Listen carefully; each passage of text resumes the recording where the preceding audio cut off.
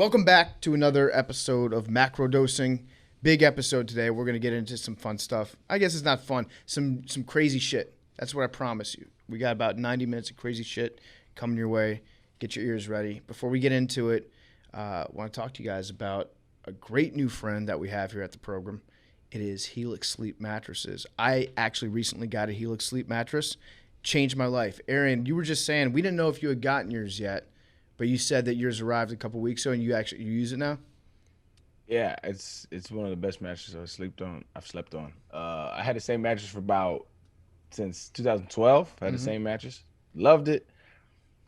But this is I don't know. It's crafted. Like they sent me a little questionnaire about what I wanted in a mattress, and they delivered, and I'm enjoying it, man. It's been my favorite mattress so far. I started to get back problems maybe 6-8 months ago, and I think a lot of it had to do with my old mattress that I was sleeping on.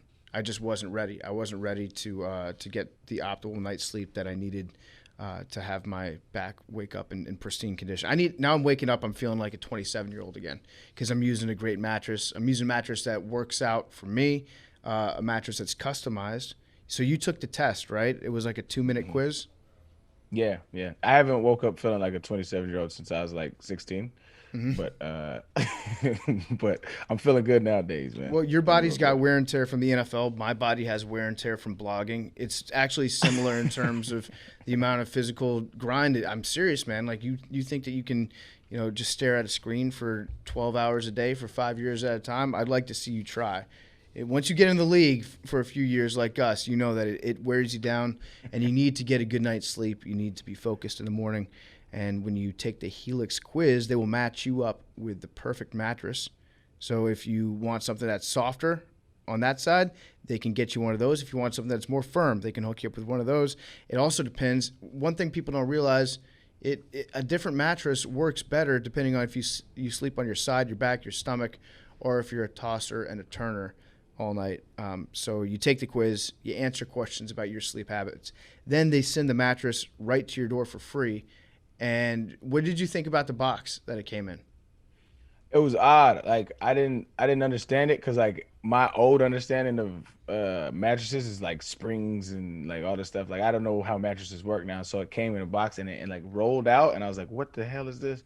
And all of a sudden, like you open the package and it just starts to inflate, and then it just becomes like this. Because I sleep on a firm. Like I want a little more firm than Hmm. soft.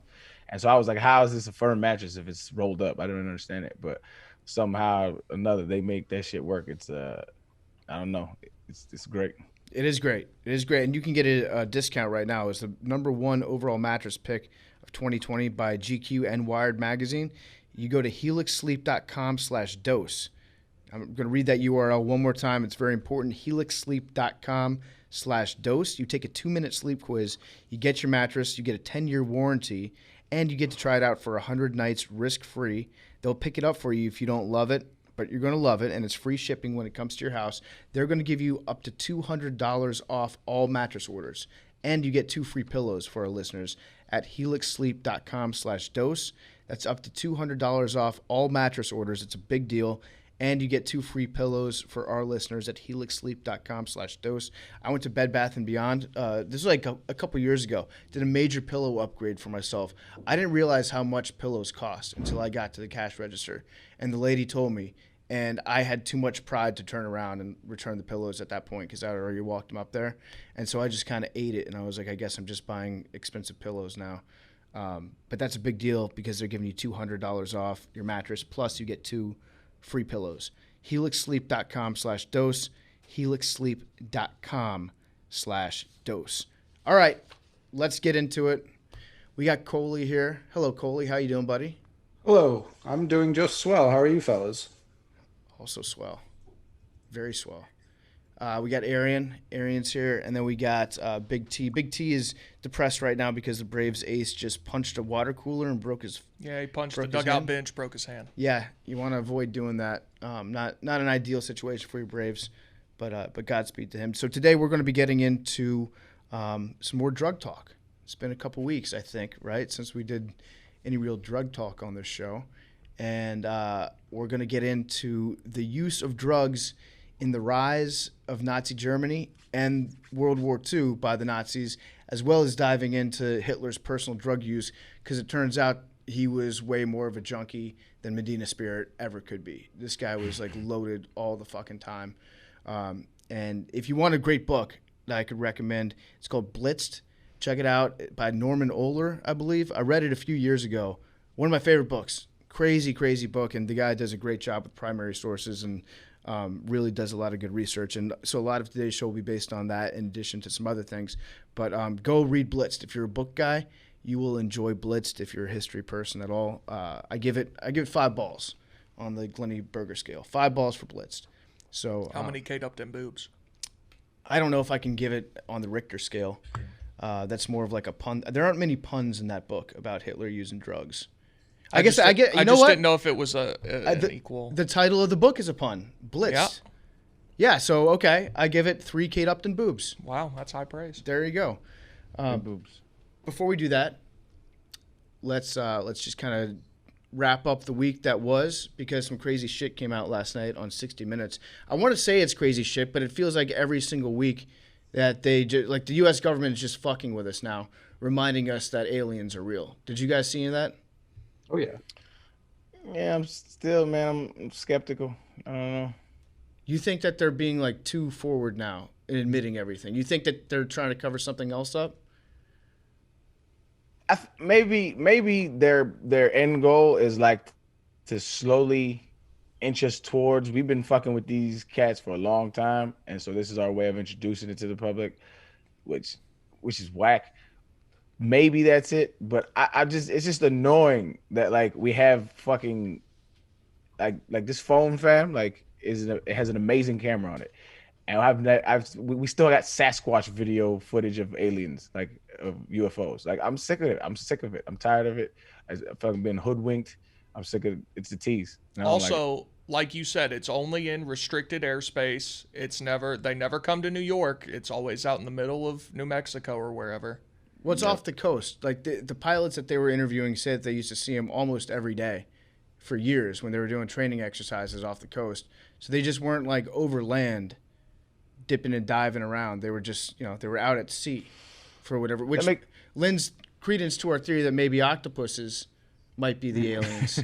I mean, I think that's more plausible than anything else at this point. It does seem like it's weird that growing up until like 10 years ago, we were like, the government is covering up the existence of aliens. They'll never admit it. And now they're like now it's annoying how much they talk about aliens. Like aliens are basically mosquitoes at this point. I'm like sick of them.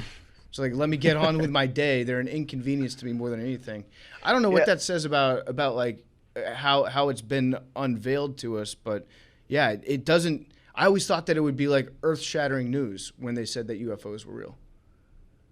Nah, see, that's why I think at this point it's like the UFOs that they are seeing. It's just like military test crafts or something like that. Like it's just. I'm tired of this. I'm sick of it, and I'm protest. Protest the aliens like an Independence Day? No more alien news unless I see a body. Also, does no one else find it a little convenient that with all that's going on in the world right now, all sorts of geopolitical things going on, they're like, hey guys, might want to focus on these aliens. We got aliens over here. They're using it as a little treat. They're like, hey, you look, aliens. They're not even using aliens. They're being very specific, talking about UFOs. They're changing the name of UFO. I can't remember. It's like UAP UPA or something. Yeah. That's what they tried to do with STDs and STIs. Don't let them fool you. It's the same thing. Your dick still burns. Right. But they're focusing specifically on UFOs, and even the shit that came out on 60 Minutes was like, UFOs like could be a real problem for us. Like all that means is like, once we identify what these things are that like Russia or China or our own fucking country has going around, like it's probably going to be a problem for someone out there. Yeah. I'm kind of of the mindset that like it would probably be the only thing that can unite the globe right now is just a fucking battle against the aliens. It's like I always liken it to training camp, Arian. Like, after like 2-3 weeks, you're sick of hitting each other, and you want to go out there, you're like eager to play another opponent, right? Like, let's go. I'll play the aliens on the road right now. I'll go to fucking Mars. I'm sick of dealing with all this shit here. Like, at the end of the day, we'll have more in common once we go and, we hit the road, get on a bus, and go beat the shit out of an alien over on like Venus 2 or whatever. So, I'm ready for a fight against the aliens right now. I'm saying it right now. Bring it, bitch. Why are we so hostile towards aliens? We've built them up in our head that like, yo, when they come, we're gonna fuck them up. Like, well, like they're probably just like explorers, like niggas just like looking for cool shit in the forest, and we're like, they bet not come here. I wish they would. I wish an alien would show up on my door. He's like bringing me dinner. I just slap him, bitch. Well, I've just been conditioned through movies. Like I saw Independence Day. I've seen like all the alien movies. They're always hostile, so it's like always been a fantasy, like you save Earth or whatever. I'm just fuck them. I'm ready for a fight. Bring it on. If aliens are real, would you rather they discover Earth first or we discover their planet first? I would rather discover them first. I agree. The art of surprise. Still trying to fucking fight aliens. That's wild. Even in this scenario. No, I'm just saying, like, you have a strategic advantage over them. I'm not saying that you use the strategic advantage, but I'd rather be prepared to defeat them than be caught by surprise.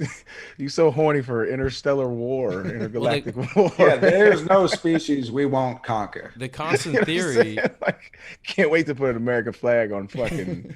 It's the first thing we did when we got to the moon. Like, for no. Unreal, just consuming the moon. We own the moon. I was gonna say the constant. I would go ahead. Go ahead. I was gonna answer Big T's question. I was gonna say I would rather us be discovered. Why is that? Because as you can see, if we discover something, we're gonna either consume it or fucking kill it. I am a little more diplomatic in thinking that there are species out there who just want to explore the galaxy and explore the universe and want to share information and share knowledge. But no, not the USA, baby. No. Sign up for a fucking message board if you want to share knowledge with me. You don't need to come to my backyard and land a rocket on my lawn. Awfully nice spaceship you got there, player. I'm gonna go ahead and use that. Run that shit. It feels like I can't even blame USA for it. It feels like very manifest destiny, like ingrained in white people's blood to be like, you don't look like us, we're gonna fucking take you down. I'm gonna need that planet, family. Yeah. I'm gonna need that. And just straight up like suburban dads with their property rights. Like, if you land a spaceship, like, I just mowed that lawn. You gonna pay me for that bush that you just ruined?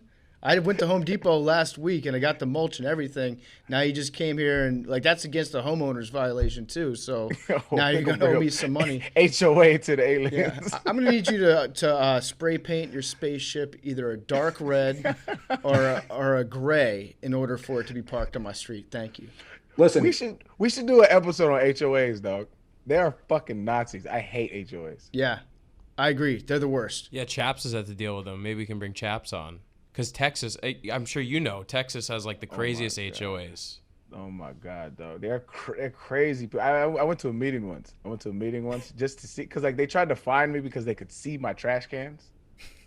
Like they fined me $150 because they could see my trash cans from the street. I just have a gate that has bars on it. That's right. So I ended up covering the gate.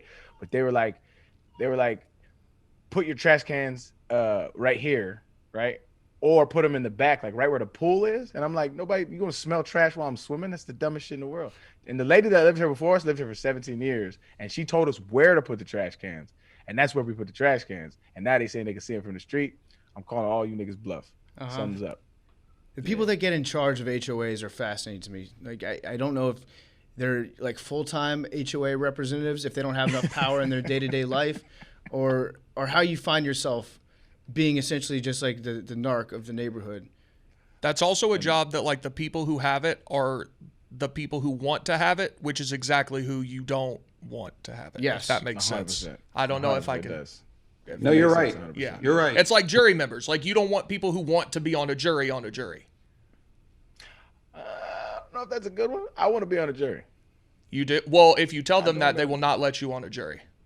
Well, I mean, I haven't been called yet, so I think it's cool to be able to take part in the judicial process, look and sort through evidence, and make a esteemed decision to maybe free somebody from a domestic dispute or frame you for murder. That'd be amazing. I agree with you. I've wanted to be on a jury before too, but like they ask you that when you show up. They're like, do you like enjoy, like, is this something you want to do? And if you're like, yeah, they're like, okay, you're gone.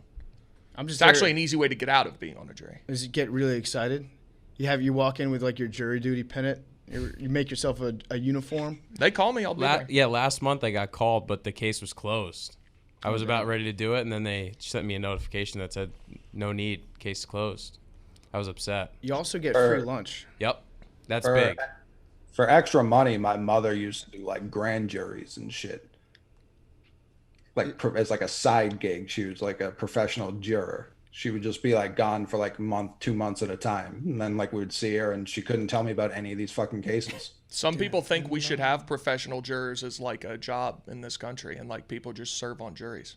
I like that. I'm on the fence about that, but I think it's better than what we have currently. Yeah. It'd be sick if we did have professional jurors, and then after, like, there was no chance if you were exonerated, there's no chance that you could ever be found legally liable for whatever it was that you were accused of doing. And then you ask the defendant, like, afterwards, okay, now tell us straight up, did you do it? And then you could keep track of the jurors' stats. Like umpires, yeah. Yeah. I like you that. said like a clicker. Like that. Uh-huh. Yeah, that way you can tell like who the good ones are. And then they get elevated, so like the more important the trial, you have your best juror, like the All-Star game. Can you imagine like Series. a big trial and CNN opens it up with like showing the stats of the jurors? Yeah. They're like, this guy's hitting 720 lifetime. Uh-huh.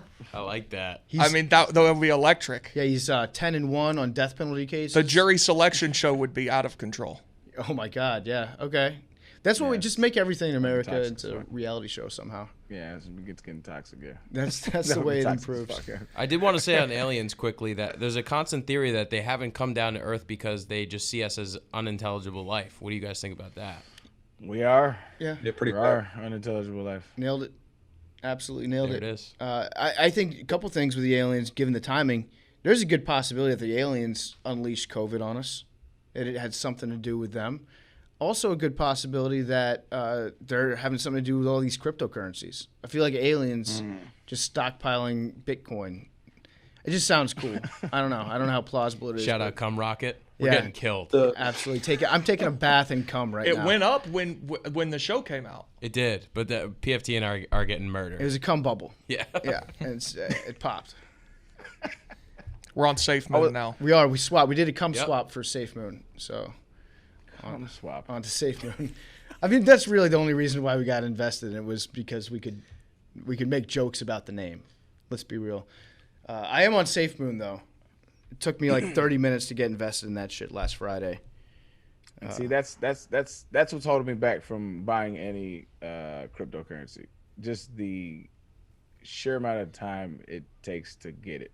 I've just been conditioned to download an app and make it happen, and Apple Pay my way into things, and it's just taking too long.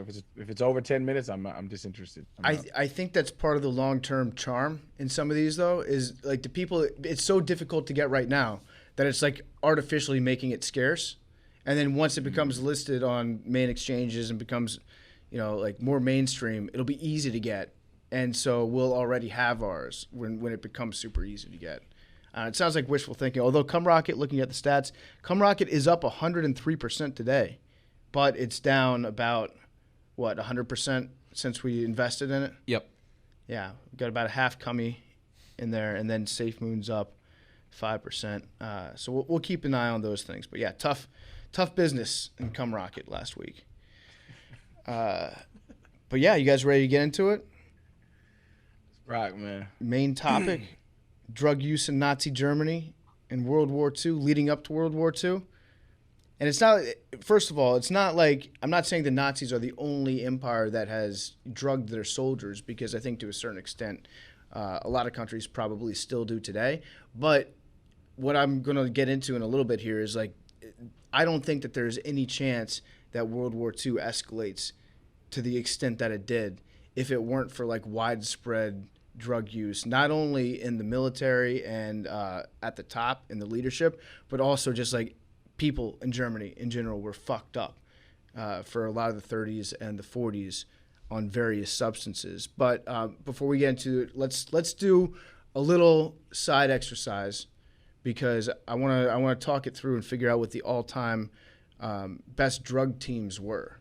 Like, when you think of drugs in sports, who would be our top 5 as a podcast? Let's narrow it down to a top 5. It's depending on how we're defining drug here, but I think you gotta go number 1. You gotta go Lance Armstrong. Yes, that was my pick. U.S. cycling in general. Yeah.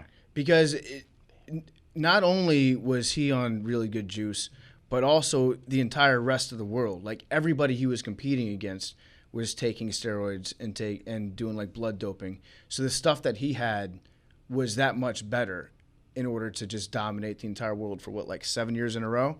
And then the guy that took over for him, what's his name? The guy no one talks about anymore. Floyd Landis. He also got popped. So it was like a long dynasty of Americans just getting busted for steroids. There was one Tour de France where they were like just straight up pulling people off buses where they were sleeping in the middle of the night and arresting them and kicking them off the tour because drug use was that pervasive. That's a good first choice. We'll put the U.S. Postal Service cycling team on there. Yo, I don't think they get nearly the amount of credit, or Lance don't get nearly the amount of credit he does. You remember those fucking Live Strong bands? Yeah. That was a fad, dog. That was a thing. He made that shit pop. Yeah. I mean, say what you want about the guy, because he's probably like a world-class asshole. I'd say like starting 5 asshole in the world, probably up there. Every time he speaks, he does himself like when he did his own 30 for 30 about this, it was just like, you somehow look worse now. Yeah. Yeah, he does. Check that out. You're right. He just doesn't act like a normal person ever. No. But he's probably done more good for the world than almost anybody, based on all the money that he's raised for like cancer research and cancer support and things like that. So, just an all-time drug guy. I had the Trailblazers from the early 2000s up there because they were a fun team. They were just high all the time. I'm pretty sure they were high in most of the games that they played. Oh, yeah. And Rasheed Wallace leading the charge, all-time drug guy, him too. I think the only difference between the Trailblazers and then the Pistons was the Pistons were on mids. Their weed wasn't as good as the Blazers, and so they were able to be like a little like 15% better at basketball. Yeah, who knows what Melo's career looks like if he had just gone to Detroit instead of Denver. Yeah, that's a good point. What do you guys think about the Trailblazers? Yeah, I mean, I think when you think of NBA, like there's 2 ways to look at NBA drugs throughout history. There's like fun teams like the Jailblazers, and then there's like the 70s and 80s when the NBA was just ravaged by cocaine, and that's not nearly as fun. Yeah. I feel like it'd be very difficult to play professional sports on cocaine. Didn't work out for a lot of them. LT was one of the greatest defenders, if not the greatest defensive player of all time. True. I was thinking of NBA. It didn't work out. Was he like big into cocaine? Lawrence Taylor? Yeah. Yeah, I think he experimented with Once or cocaine. I don't know about this. He would wake up and he'd be late for games sometimes because he would be asleep from staying up until like 7 o'clock in the morning. And then there was one time he had to get like a cab driver to drive him to the Meadowlands for I think a Monday Night Football game. And I think he got there maybe 10 minutes before kickoff, and he had like 4 sacks that game. Just completely built different.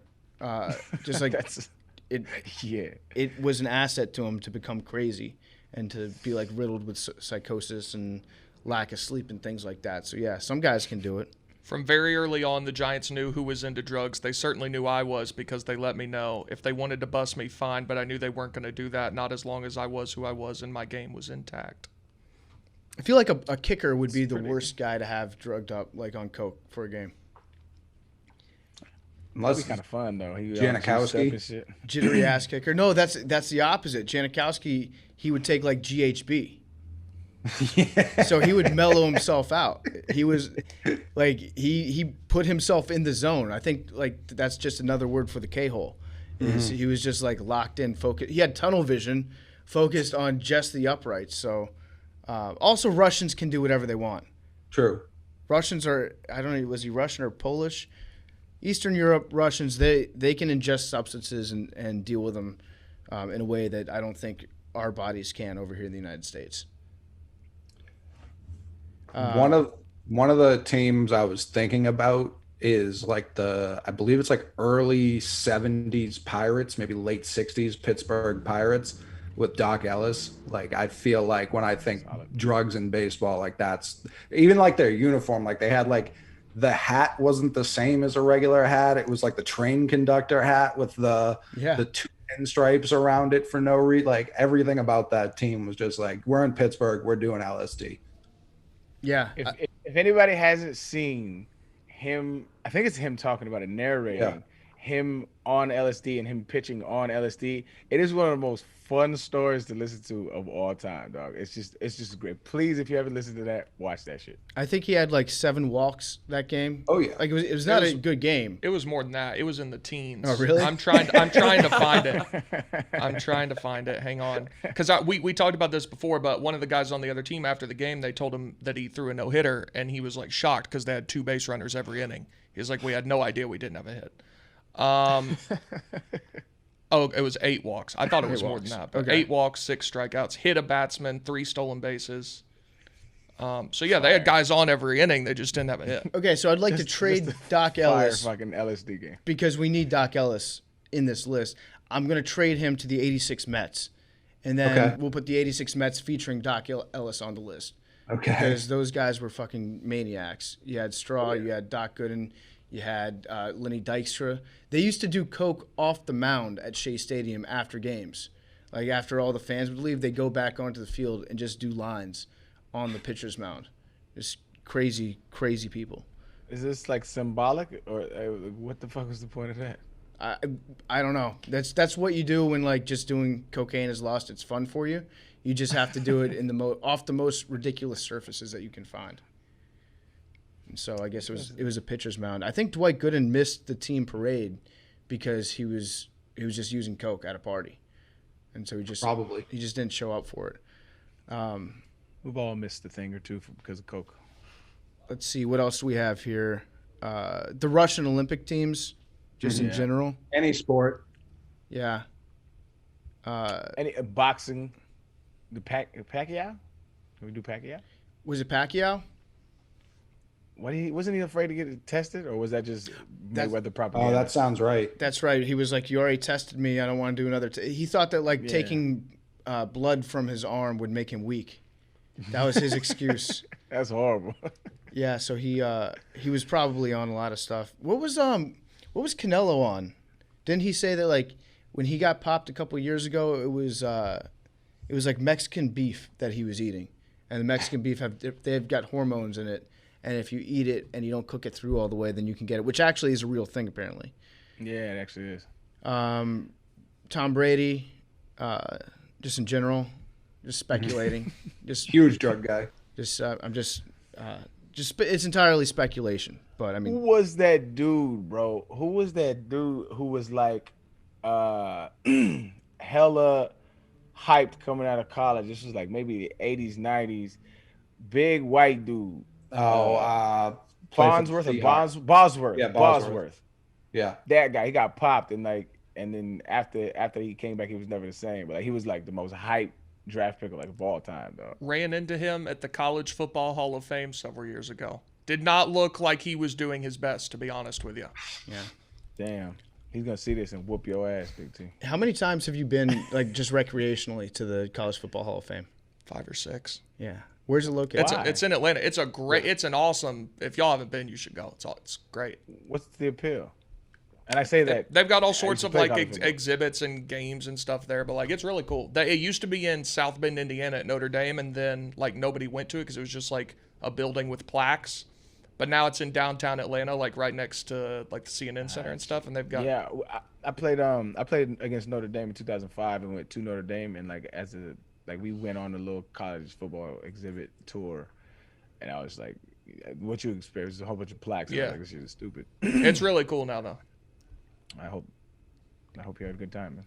I would also toss in just East Germany in general. Just the nation. R.I.P. to a real one. What about the '08 Olympic swimming team with Phelps and Lochte?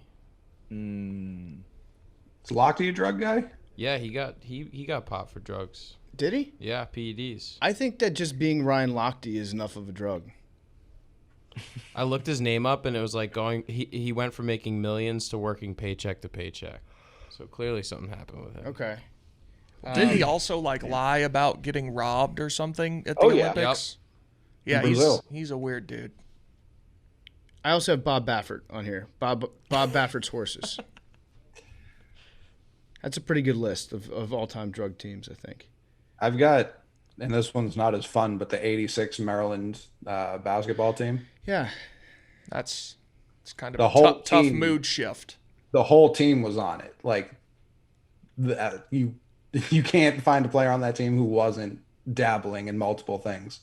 The late 80s Oakland Athletics. Oh, yeah. Jose Canseco and Mark McGuire. Jose spends I think 30 or 40 pages in his book talking about different guys he used to just shoot up in the ass in the locker room. I never understood that when it comes to steroids. Why don't you inject your own ass? Why is it always find a buddy and then go give each other shots in the ass together? Just hang with the fellas. It's boys being boys. Yeah. It's like teamwork. Oh, we're forgetting the University of Miami football team. No? Weren't they Or crazy? just Michael Irvin in general? Yeah. Yeah.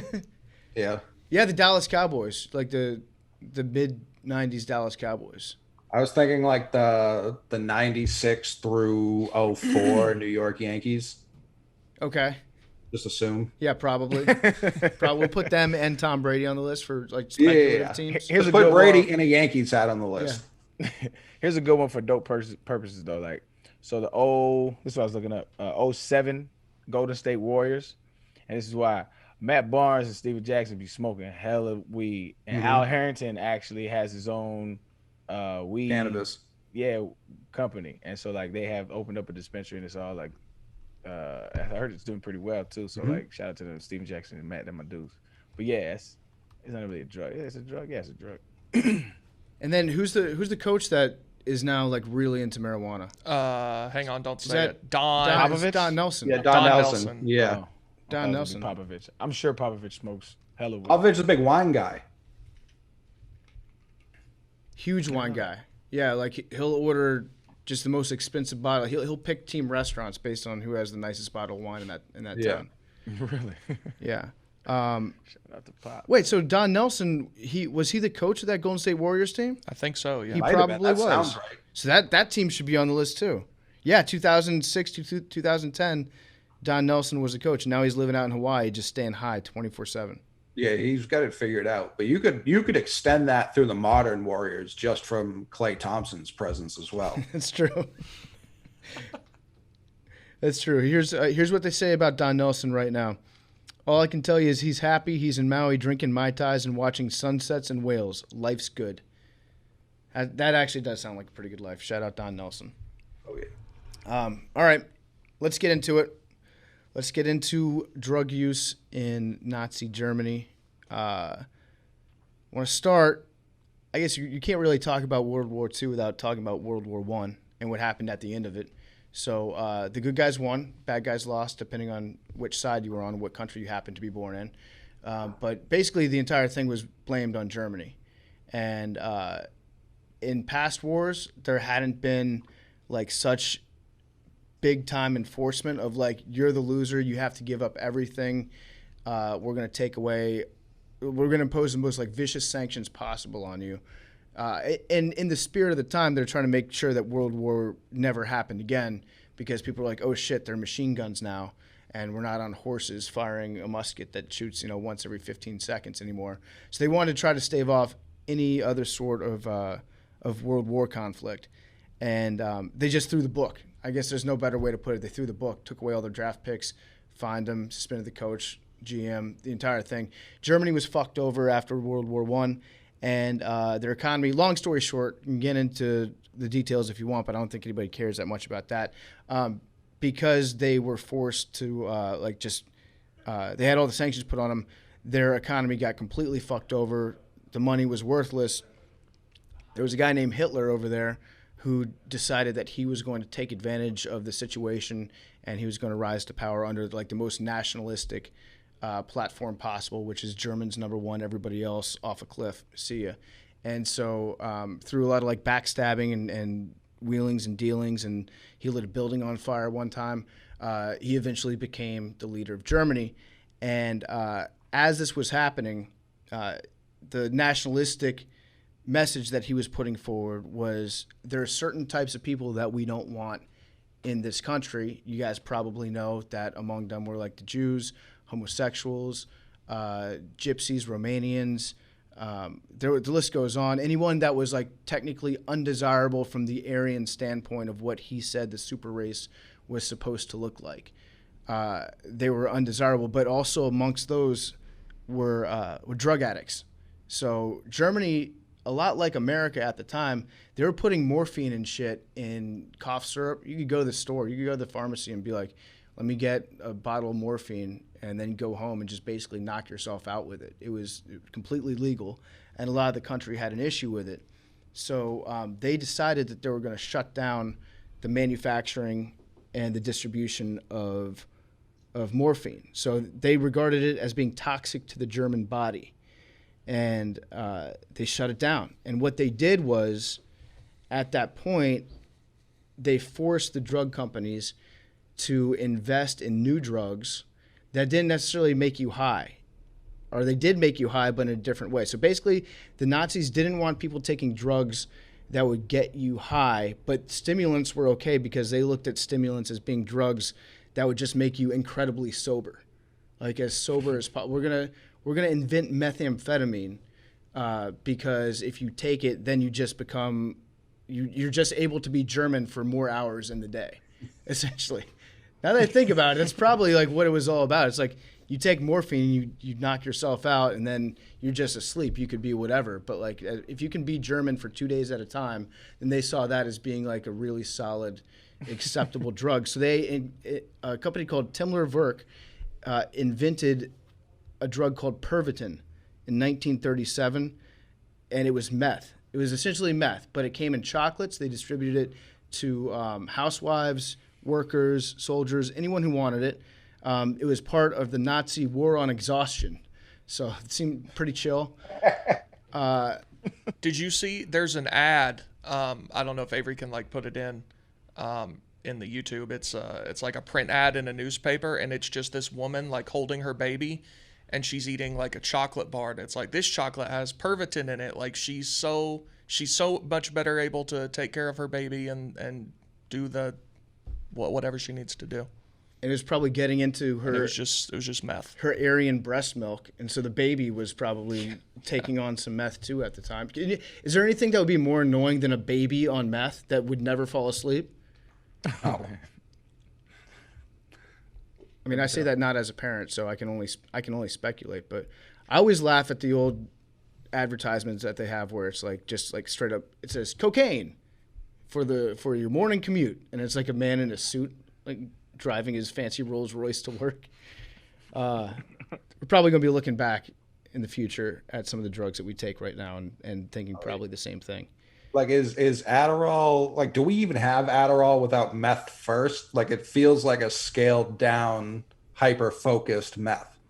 Yeah, I think that we probably don't. I think that Pervitin started, and then the way I understand it, I might be wrong about this, but once the Allied forces found out that the German soldiers were also taking Pervitin, they're like, we need to come up with our own shit, and that led to the development of bennies for Allied fighters, and then that became greenies, which then became like Ritalin, which then became amphetamines or meth.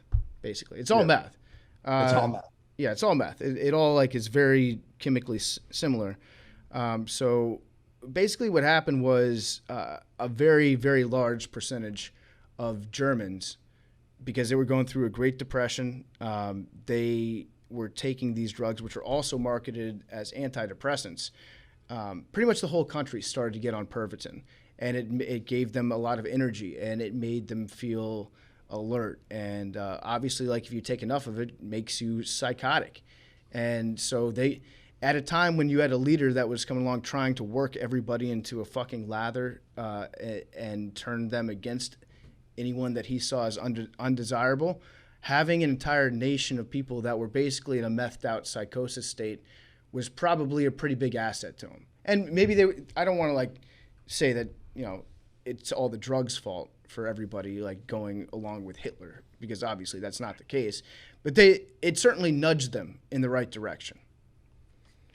It's just odd that this part of the story isn't told in conjunction with everything, right? And maybe it does, I guess, kind of try to excuse or absolve people from it. Maybe that's why they leave it out. But it's still like it's a huge fact that I think is often left out. Yeah, it's a big part of it. So there was something called the Stimulant Decree, because the German army ordered like 35 million of the packages of Pervitin in 1940 because they knew that they needed them to conquer the war. So Pervitin was like, it was everywhere. They just basically felt that Pervitin was the magic drug. It just made you feel more alert all the time. It made you better at whatever your task was. And everybody. I don't want to say everybody was in a zombie stage, because that's probably not the case. But they were definitely like taking a moderate amount of methamphetamines. A high percentage of the population was leading up. There's no one worse than like 3 or 4 people who are all on some sort of upper together, whether it's coke, anything, because one of them has some half brain idea, and then that snowball never stops. It's like, yeah, let's go do this, let's go do that, yeah, and all fucking parroting each other. Now imagine a whole nation was doing that, and you have one guy yelling about everything. Like, yeah, I could see how that got out of control. Yeah, imagine Germany as one bathroom stall. Yeah. Right? Yeah. At like 3 a.m. at Studio 54, you've got 5 dudes in there. One guy is the leader, and he's got a plan. He's got this shit that he's got a scenario that he's been dreaming up for a while. And if he can explain it to you, then he's sure that you'll go along with it. Then you've got 2 other guys that are very easily talked into things, that are also like, yeah, let's fucking do it. Then you got one guy that's like, dude, you're fucking insane, and starts to get aggressive with the other guys. Then they all beat that guy up. Then one guy then just leaves, and then he goes home because he's got work the next day.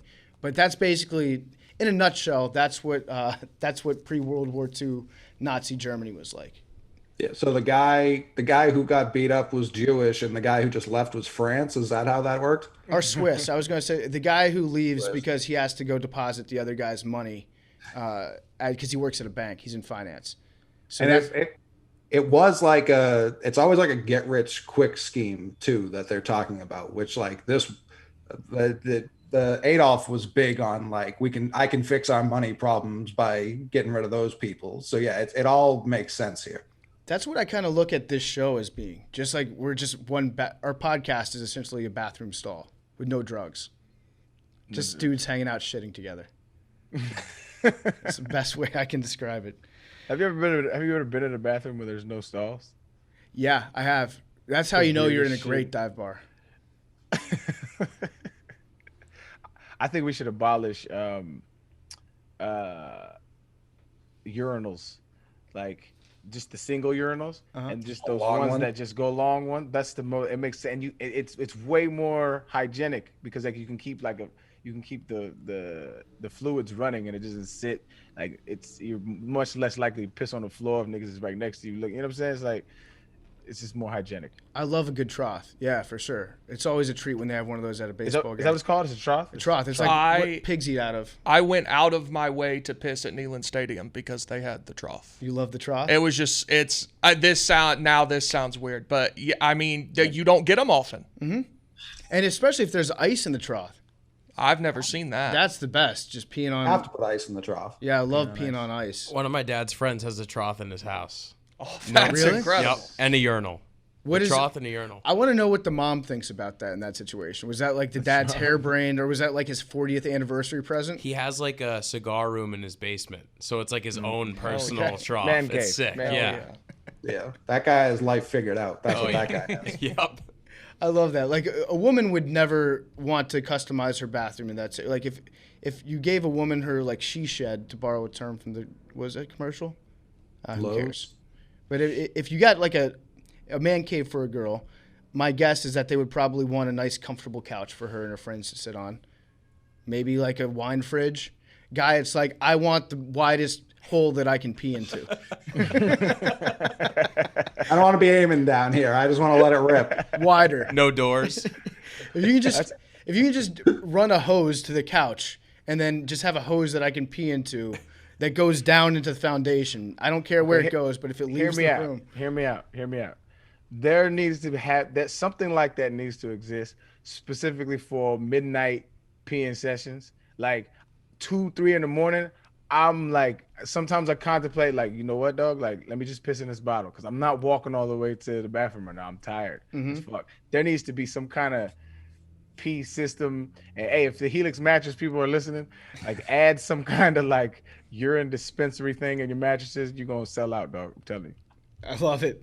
That's the next level shit. Call it poop couch. Yeah. Poop and pee couch. Poop couch?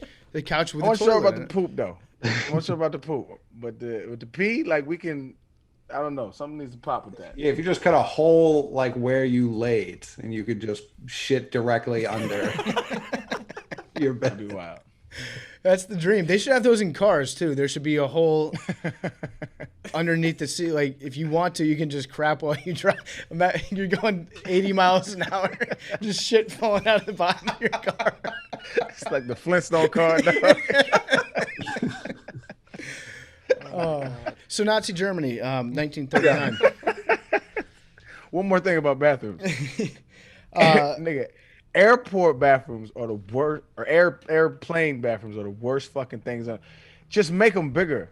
Make them fucking bigger, dog. Like I literally gotta like go like this in the airport, bro. I'm in an airplane. Any turbulence, I've got a broken neck every time. 100%. It's ridiculous.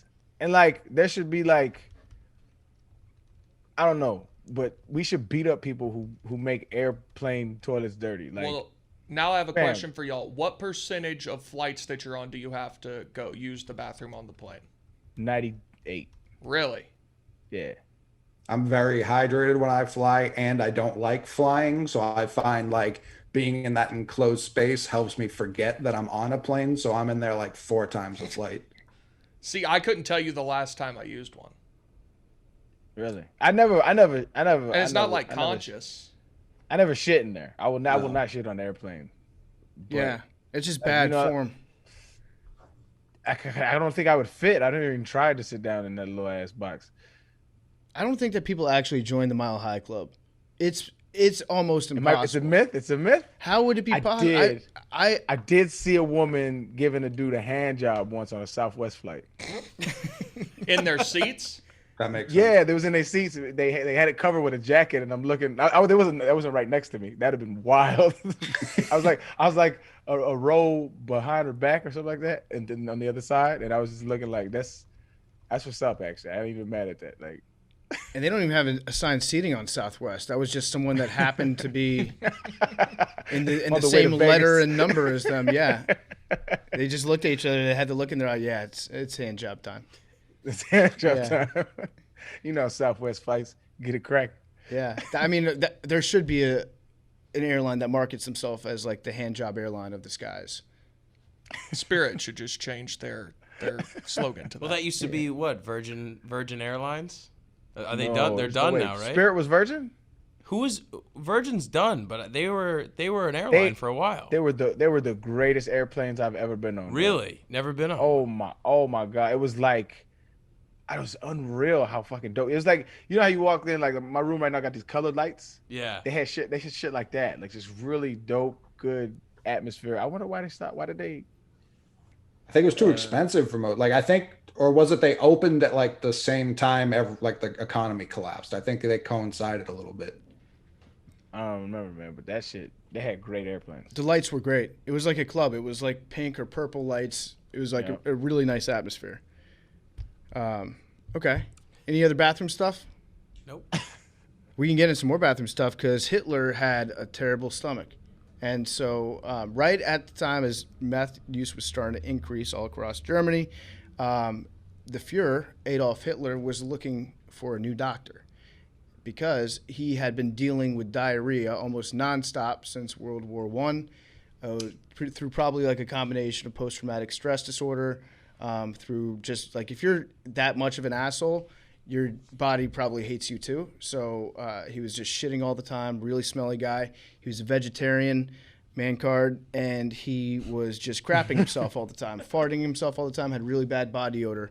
And he was looking for a new doctor because his old doctor wasn't able to solve his wet ass. And so there was a guy who went by the name of Dr. Theodor Morell. And Theodor Morell was basically, like, he was barely a doctor. He specialized in, like, he dabbled in dermatology. I think he probably treated some pets too. But he was basically like, he did some like VD stuff. So he did STDs, some dermatology. He could like look at your rash and be like, yeah, that's a rash. I do have a cream for it. So if you put this cream on, you might be healed. So that's kind of what he was like as a doctor. Not a brilliant mind by any stretch of the imagination. But it would just so happen that Hitler's personal photographer, guy who went by the name of Heinrich Hoffmann, got treated by Morell for gonorrhea. And he was like, this doctor's a miracle worker because he fixed his gonorrhea. And honestly, like, I kind of understand it. If you're dealing with a bad dick issue and somebody fixes your dick, they might as well be a wizard. It's like that person is now God because they made your dick feel better.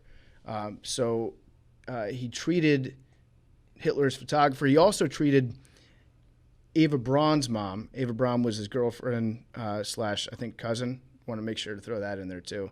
Weirdo.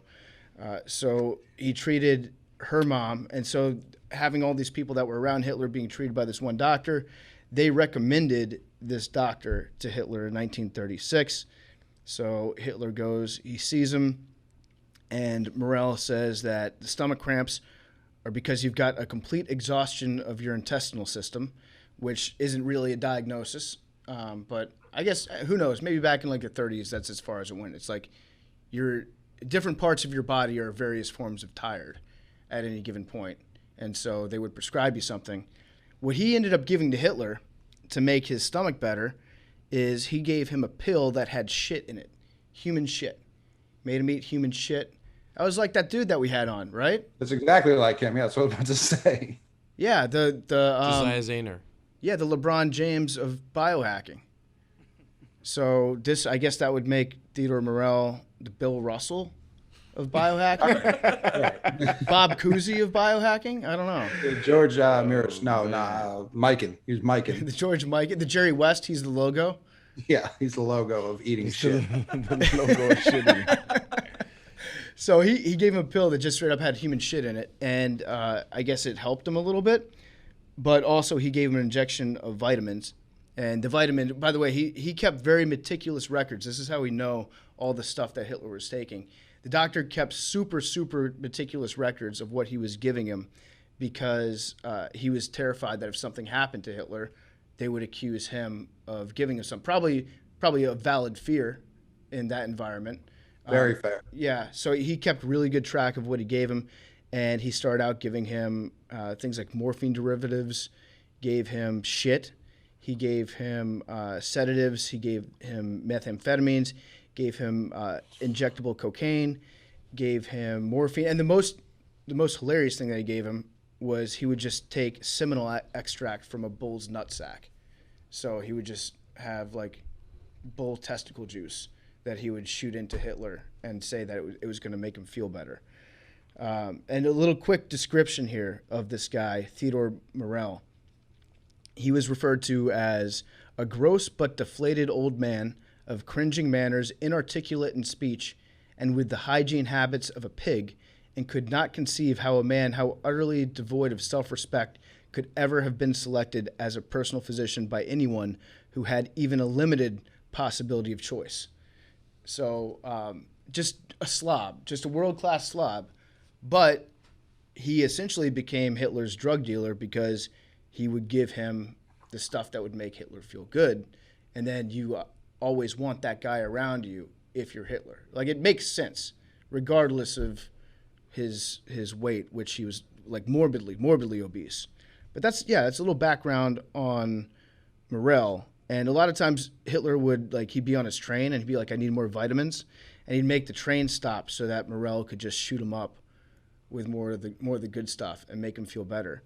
But that's how the two of them got together. And as Hitler's health started to decline, Morell gave him more and more drugs. I think he gave him between 40 and 90 different drugs, all told, over the course of the 9 years that he treated him. So this guy was everyone around Hitler thought this guy is kind of a fraud. This guy is using his association with you to feel like a big shot, and he's not smart. Even some of the high level clinicians at some of the universities were you're basically seeing a quack right now. He's one step up from a veterinarian. But Hitler was no, I trust him because all I know is the banana boat guy comes in and then he leaves and I feel better. If you've ever seen Flight, that's essentially what Dr. Theodor Morell is John Goodman's character from Flight. So I think morphine is the big thing here. Morphine is one of the most amazing drugs ever. It's so amazing. My first experience with morphine was, and I'm not an advocate. Don't do drugs, or do them. Fuck it, I don't care. Yep. Morphine is amazing. When it was 2006, and I had shoulder surgery at the University of Tennessee, and they cut this part open, so I don't know what the term is called. And so I just wake up in the most excruciating pain I've ever had in my life, and I'm in a sling, and so I had to stay in a sling like where my arm was resting on something for a month and a half. I had to stay in this sling. So I wake up in the hospital. I'm just hella fucking in pain. And the nurse comes in and say, hit this little button and you'll get a drip of morphine. And I was I have no idea what that is. I had never even heard of morphine before. And so I was in pain. So I hit the button and boy, did I keep hitting that button. I was until I kept doing it. My dad was like, yo, you know what that is, right? I was like, it's morphine. He's like, it's like heroin. I was like, what the fuck? He's like, yeah, you over here doped up on heroin, boy. I was like, oh shit. Mm-hmm. I had no idea, bro. But that shit is amazing, dog. Every time I got this, I don't know if y'all can see this. See this scar right here? Mm-hmm. Yep. I did that Thanksgiving game 2012. We was playing the Detroit Lions. My pinky popped out of its socket. They popped it back in. I played the rest of the season. I could have rehabbed that. I didn't need the surgery, but I got this surgery strictly to be on morphine. That was it. That's the only reason why I got it. That's why you got the finger surgery? Yep. I can honestly I can understand it. It's a great feeling drug. I had it when I had my kidney stones, and they gave me morphine and Dilaudid in the hospital because the nurse was like, what you're experiencing right now is about the same level of pain as a childbirth, which I don't know if that's true or not. And every woman that has heard me say that gets really mad at me. So I just continue to say it because I'm sure it's not true at all. I don't have a vagina that tore up to my butthole, but it was pretty bad pain. And so they gave me the combination of those two, and I instantly felt better. I went from having the cold sweats and just almost keeling over, throwing up in pain, to just being okay, this is okay. I can handle this now. And then they give you Percocet when you go home. And aside from the constipation, which is a very bad side effect that I get personally from Percocet and morphine, it was a wonderful week where I just got to every time I had a little bit of pain, put one of those in. But it is legitimately dangerous to get addicted to. So I had to wean myself off of it. And when Arian's don't do drugs, I will actually tell you if you ever get a prescription for pain medication, don't finish that shit. Throw some of it away if you can, because that there's a reason why so many people get hooked on pain pills in America. It's very, very easy to do. But that said, it did feel awesome using them in a medical circumstance. I guess I got lucky because I've had so many surgeries. Because opioids, they act like pills. I get nauseous when I take them, and so I can't really take them like that. And so I guess I got lucky because I've never even had matter of fact, I got a bottle, old ass Percocet bottles in there that I've never even cracked open because I just couldn't take that shit. I just couldn't take it. Definitely lucky. That shit has been like everything you lit like that's been listed between the two of you is just another type of heroin, more or less. Yeah. Yeah. So maybe that was actually part of why Hitler's stomach issues started clear. Maybe it wasn't the human shit that he ate, but maybe it was like all the morphine that he was taking. Maybe it just straight up it plugged him up halfway. And There's a better. dude actually. This is actually an interesting topic. Actually, there's a dude. I forget his name. Fuck, I forget this dude's name. But he wrote a book recently. He's a brother, man. He wrote a book on how we shouldn't vilify drug use. And like he's talking about all drugs. Was this the Columbia professor? Yeah. What is his name? I know who you're talking about. Shoot, what's that guy's name? I forget his name. Is it Dr. Gary something? I don't know if it's Gary.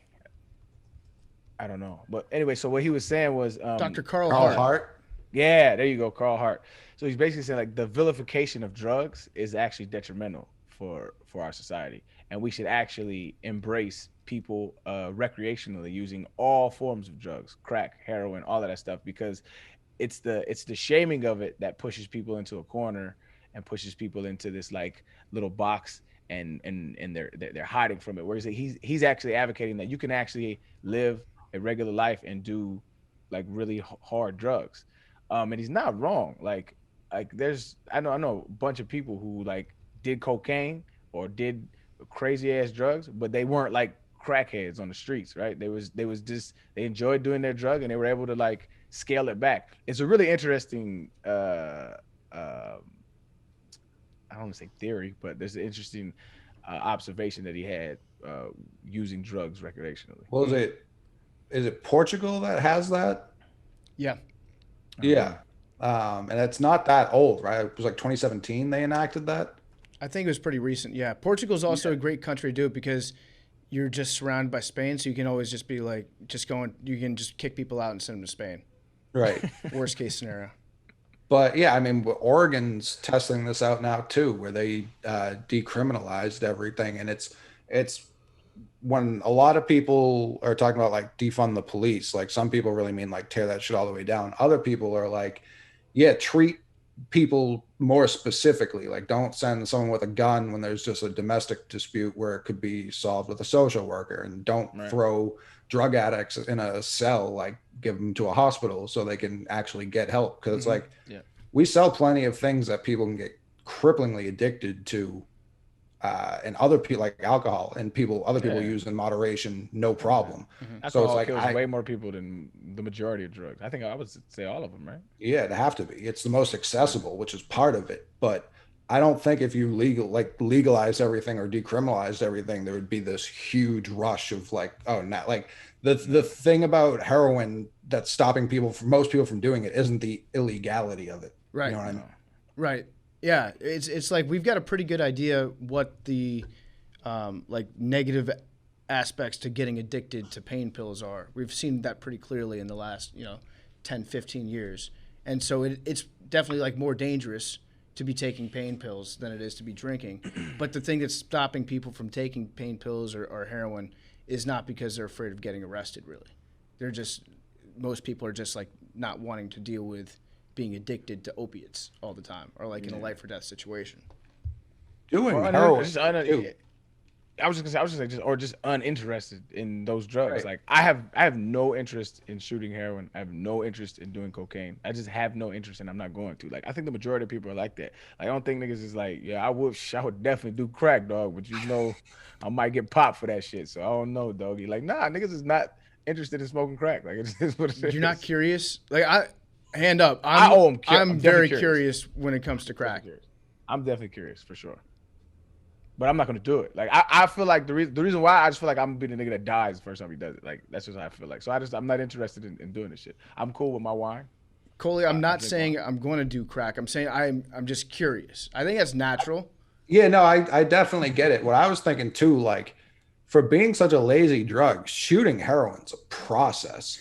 there's so many steps, and it's just like, I get it. Like the end reward seems pretty sweet, but that's enough to keep. Like, I don't like doing work. I don't like exerting energy. That's a lot of work. Like, you gotta heat up the spoon. You gotta tie off your arm. You gotta draw a little blood out. Then you gotta there's too many steps. You got to learn the metric system. Crypto. A lot of these cryptocurrencies have too many steps. I refuse to buy them. Yeah. This is the heroin of money. Yeah. I don't know though, man. If it's anything like morphine, it's fucking worth it though. It's like, yeah, it's like not as good morphine, right? Like morphine is the pure stuff. I don't know. I thought heroin was the pure stuff. I don't know. Morphine is like a low level heroin. I think that's more. I think thought. that's correct. I don't know enough about heroin, but that's what I thought. I mean, heroin, I don't even think heroin, I think, is mids now. Fentanyl's the big bad who showed up on the block and is putting everyone in the dirt. Like fentanyl, I don't know who's doing straight raw fentanyl, but that person needs to be studied immediately. Yeah, fentanyl that's the stuff that they'll mix in because then they can cut most of the heroin with other substances and stretch it a little bit more. But if you sprinkle fentanyl in, you'll still get high from it. The only problem is if you like put any amount of fentanyl in beyond like a grain, you're going to die. So it's killing people left and right. That's the one where you see like police officers talk about how like if you're in the same room, if they're doing like a fentanyl bust, they'll put on like gas masks because they're like, if you inhale a thing of fentanyl, everybody's going to die. They're stretching the truth a little bit on that, but it is true that like if it gets mixed in, you're kind of fucked. And so that you're right. That's like the more hardcore stuff right now. Back then, morphine was actually an integral part of not even Hitler's personal routine, but also we'll get to this guy in a little bit. But the head of the Luftwaffe, Goring, he was straight up addicted to morphine. We're going to get to him in just 1 second. Before we do, I want to talk about our good friends over at Manscaped. We're going to do some Manscaped stuff. I know, Arian, you use Manscaped, right? That's my dog there, man. It's a pubic service announcement. It's the news that you've been waiting for. The Manscaped engineering team has confirmed they've successfully created the Lawnmower 4.0 trimmer, which is now available for purchase in the USA and Canada. Hello, Canada. The new trimmer was just released only moments ago. This is actually breaking news. We're one of the first to get our hands on it and share the news. Join over 2 million men worldwide who trust Manscaped with this exclusive offer for you. You get 20% off, free worldwide shipping with the code DOSE at manscaped.com. It's the new 4.0. It's brand new. You can get 20% off it right now. Do they still say be the first on your block? Be the first on your block to get the new Manscaped 4.0 lawnmower. Everybody wants it. Everyone's talking about it. It's got I don't think anybody says that. I'm saying it right now. I'm bringing it back. Be the first on your block to have the most cleanly trimmed pubes in town. They give you the ability to turn the 4000K LED spotlight on and off when you need a more precise shave. It's got a new trimmer, which even allows you to customize your trim all over through additional guards lengths with size 1 through 4. Looks-wise, it's sleek. It's got a two-tone matte and gloss finish. It features a hot foil stamped black chrome Manscaped logo. Show that mower off loud and proud. 4.0 mower, it's waterproof. You can use it in the shower. You don't have to worry about making a mess on the floor. Use it right there in the shower. Wireless charging. The 4.0 has a wireless charging system. That's convenient, especially if counter space is a limited asset for you, like it is for me. Get 20% off and free shipping with promo code DOSE. Manscaped.com. Manscaped.com. Get 20% off with free shipping. Use the promo code DOSE, D-O-S-E. Unlock your confidence and use the right tools for the job with Manscaped. All right, so we got Hitler all doped up. His doctor is basically giving him a speedball almost every day. He's getting meth. Well, it's a combination. Like some days it's meth, some days it's bull semen, some days it's opiates, some days he's just feeding him pills with shit in it. This is about 1939. The hook is deep in Hitler. He's already addicted to various forms of drugs. So what happens is they start the process of going to war. And one of the first things that happens, you remember like that dude Chamberlain, the prime minister from England, who was the appeasement guy? He's like, go ahead, take Sudetenland. is a piece of land that used to belong to Germany before World War One. They took it away afterwards as part of the sanctions. Hitler basically was like, I'm going to take over Europe unless you give me Sudetenland. And England was like, okay, our strategy is going to be do what the crazy man says and then hope that he won't come back and ask us for anything else later. So he got the Sudetenland. About 12 months later, he wants Czechoslovakia now. And what he does is he calls in the prime minister of Czechoslovakia, a guy by the name of Hacha. I think I'm pronouncing that wrong, but it's Hacha. He's an old dude. Hitler keeps him waiting until 1 o'clock in the morning. Hitler's like watching movies, getting high with his buddies. And then he goes and he meets with the Czechoslovakian leader. And he says, you have 4 hours. He's all high, by the way, right now. He's been injected with methamphetamines.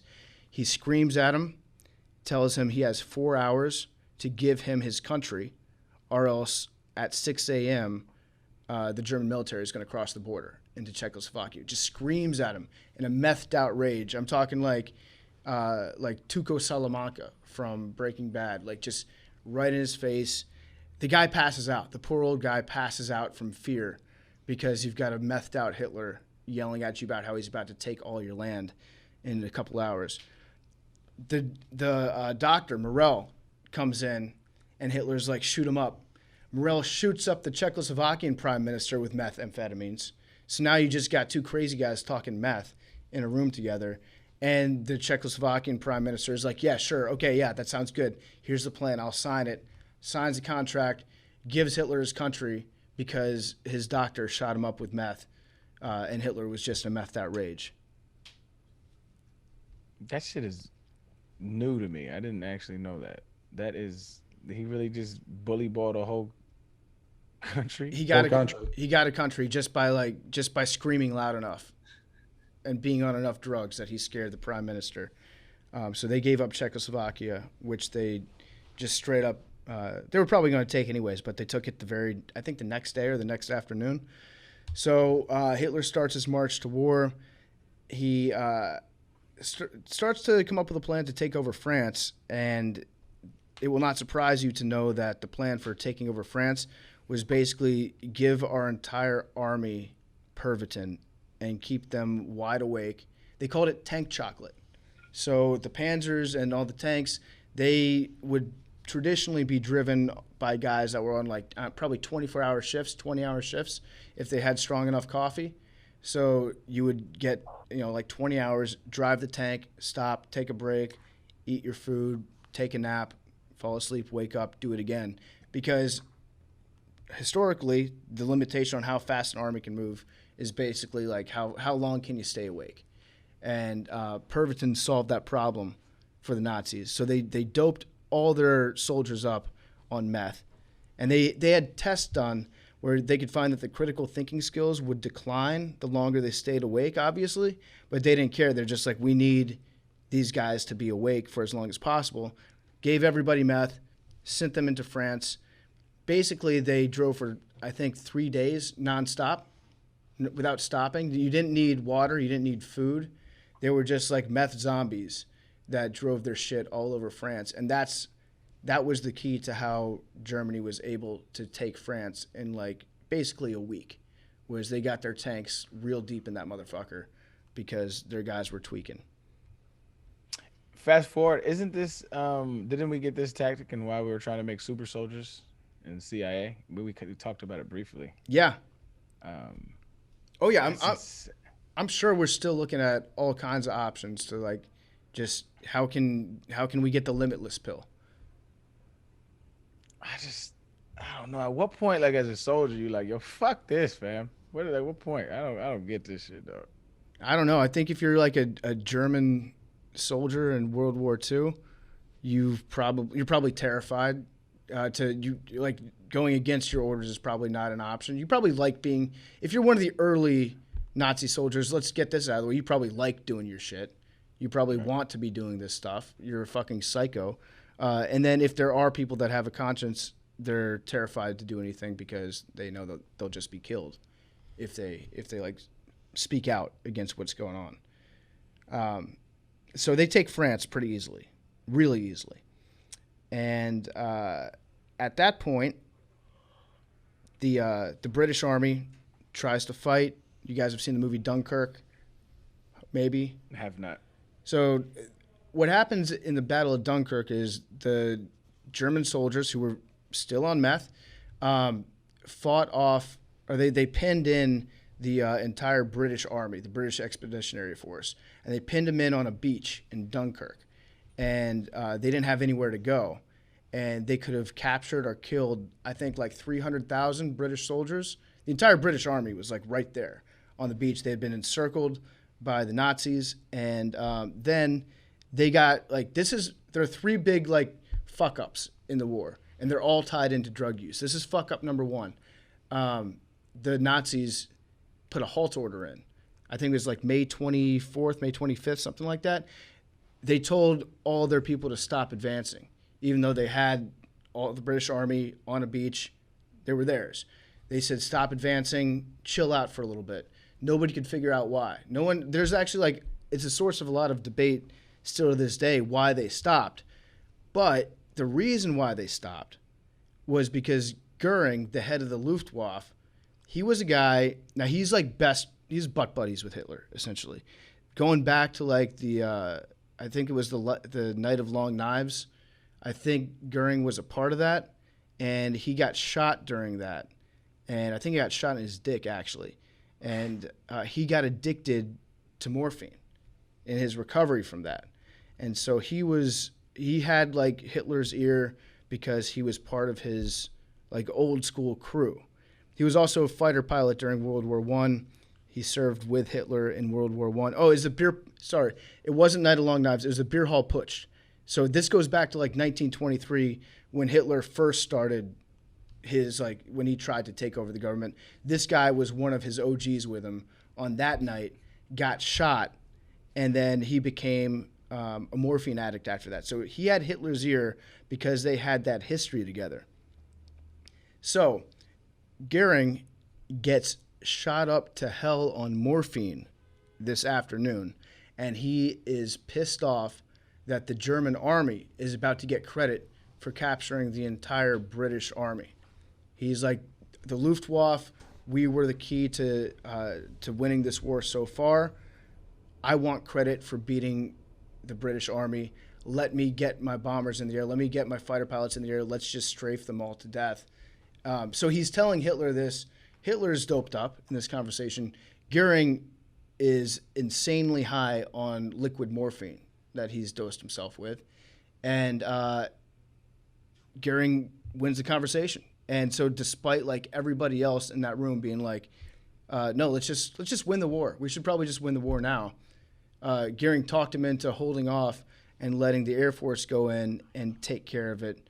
The bad news for them was the weather turned to shit, and so they weren't able to get their planes up in the air. Gave the British like 4 days to get evacuated across the English Channel. So even though they lost a few thousand soldiers, the entire army was able to survive because this jackass was high on heroin, essentially, and convinced Hitler to just like stop his army in its tracks. So I thought that was pretty fucking crazy. I had no idea about that until I read this book. It's very like, we can hand Marsh on the ball on third down. Like, let's just try throwing it. Well, why not try throwing it? That's a great analogy. It's like Hitler wanted his buddy to be the guy that was like the face of the victory, right? It's like, we want Russell Wilson. This is his MVP. This is his team. Let's let him pass the ball. Yeah. And then they didn't count on Malcolm Butler hanging out, just getting ready to like driving a duck boat filled with all the players across the English Channel. But yeah, it's something that I'd never heard about, but it was 350,000 troops that were able to just go across the channel because they weren't able to finish them off right there. And I should also say, when I say morphine, it was called Eucadol. Eucadol was oxycodone. It was twice as strong as morphine. So my mistake. It wasn't. I guess it was bonus morphine. It was their fentanyl is what Hitler was on, and it's what Goering was on too. It's fascinating to me how like this is not like a part of the story. You know what I mean? That gets told about how much drug use influenced all of this. So I've got a theory, and I think that drug use influences just about everything that happens ever.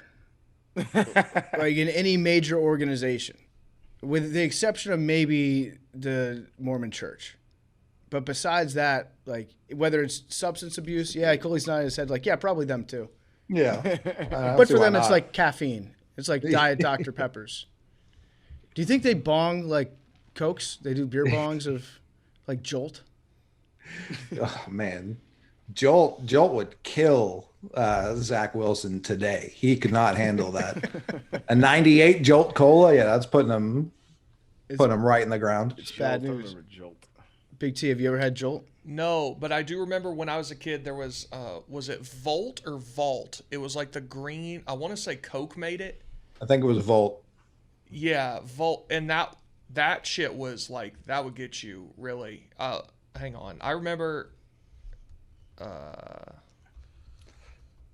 Like my parents were very lax with a lot of stuff. My father would rather, I don't know, I like rob like my school, like of all the money, than drink one Jolt. It was a Vault. It was Vault, Vault, and the logo. I don't know how to describe it other than to say it's like the most 2005 logo you've ever seen. It was like a red V, right? It's well, this one's black. It may have been red. I don't know, but it's like it looks kind of like the BlackBerry logo, I guess, but it's like in this cool font and like. Vault was a citrus flavored beverage containing many of the same ingredients as the Coca-Cola beverage Surge, which I think was also a little bit before my time. Surge was great, bro. Insane commercials. I used to kill that shit. Oh my god, I used to kill that shit. Creatine was big when we were when I was growing up, like a lot younger. Creatine? Yeah, like C4. Oh yeah. Taking that shit made you go crazy. Pre-workout? Yep. You know what? So what the next level of amphetamines is, and I wish that Billy was here to attest to this, but Jacked 3D. So it's the word jacked, but instead of ED at the end, it's a 3 and then a D. It's pretty extreme. They had this chemical in there called, it was like 1,3-dimethyloxazone or something like that. That's meth too. They called it like geranium seed extract, but it was just a code name for meth.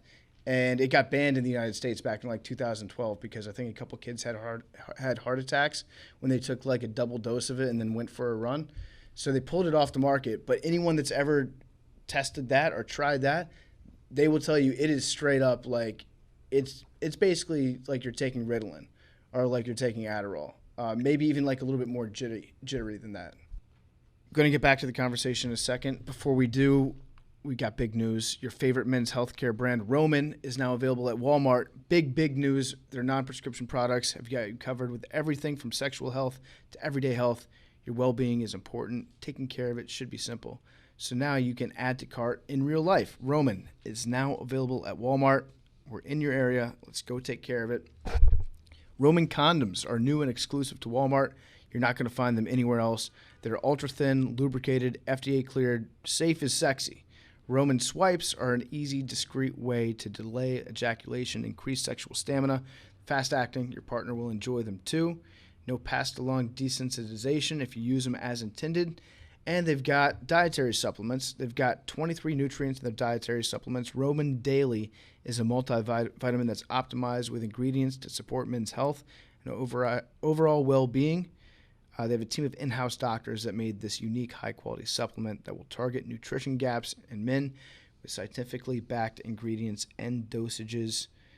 The benefits are efficacy statements are more of a general maintenance of men's health and overall well-being, not designed to prevent a single condition or a disease or cure anything. They will just help you overall feel better. Visit your local Walmart store today and check out Roman's line of men's healthcare products. Who would win in a fight? The German army all methed up, or like a Big Ten campus with original Four Locos? Oh, shit. I feel like... Four Locos. Yeah. Now, it depends which Big Ten campus you're talking about right now. Because Purdue, no, I think Germany rolls. Which one would you pick? Wisconsin? Wisconsin, I don't think so. I think I would lean more to like Ohio State. Yeah, Ohio State. Michigan State, Michigan Why State. would you Just- go Big Ten and not like a SEC? Well, because I was just trying to think of like, I was originally going to say UMass, but that doesn't play to a wider audience. But yeah, if you want to give like the LSU or Florida or Ole Miss like student body all the original 4 logos, I'm sure they would put up quite a fight. Yeah, I think honestly, I think Ohio State might put up a better fight than a school from the South, because Ohio State, they've got like a little bit of that aggression already in them, because you're in Columbus for most of your year. Like you have anger issues. A lot of people from Ohio State, like they like to fight. I think the school to pick is Arizona State. One, sheer numbers. They have like 180,000 people that go to school there, and they're well versed in the drug scene. Like I think you give Arizona State 4 Loco against an invading army, and they'll just want to party with the army that's there. Like the girls from Arizona That's State also a compromise. they'd be like grinding. That would probably stop the advance, actually. Yeah. If you had like a bunch of drunk sorority sisters that just went out there and like told the German army, "Hey, you just stand against the wall and let us do the work." Like that would stop the advances of any military, I would imagine. Yeah, the German army or one Kendall Jenner with a Pepsi. Of course, that's world peace right there, my brother. Where's she been at? I don't know. She solved that shit. 100%. Yeah, She went away. Everything's been fine since that commercial aired. Yeah, we need to send her. We need to send her to Gaza right now. Maybe that shit will Put one right in the middle. Everyone. Yeah. calm down. Here comes Miss Jenner with a Pepsi. So that's big fuck up number one was Dunkirk, and then obviously they've taken over France, and they're kind of maintaining out there. Then Hitler decides, well, this is like just the worst decision you can ever make in general, is he's all doped up, and so he doesn't remember history, and he says, I'm going to go invade Russia in the wintertime, which classic goof, classic Jimbo. You'd think that you'd learn your lesson at some point, but he sends his troops out there. They march through Russia pretty easily at first. Then, because of a confluence of factors, they almost like marched through the Russian army too easily, and then kind of got surrounded by them a little bit. That combined with the Russians fighting like hell in Stalingrad, like made life miserable for the German army, even though they had accomplished what they set out to in terms of taking the land that they wanted. They kind of got surrounded. Some of their supply lines started to get cut. And one of the big supply line issues that they had was they ran out of Pervitin. They couldn't get meth to their army. There was some food issue. There was a little bit of like ammunition issue. But there was a massive, massive problem in terms of getting meth to their soldiers. So now what you've got is I think it was like, my numbers might be off on this, but somewhere in the neighborhood of like 200 to 500,000 soldiers, the Third Army, and they are just straight up going through meth withdrawals as winter is really kicking in Russia. So the temperature is like below zero, ice, snow. A lot of times they don't have a lot of stuff to do. They're just getting shot at, pot shots from like Russian soldiers that have embedded themselves in various apartment buildings, things like that.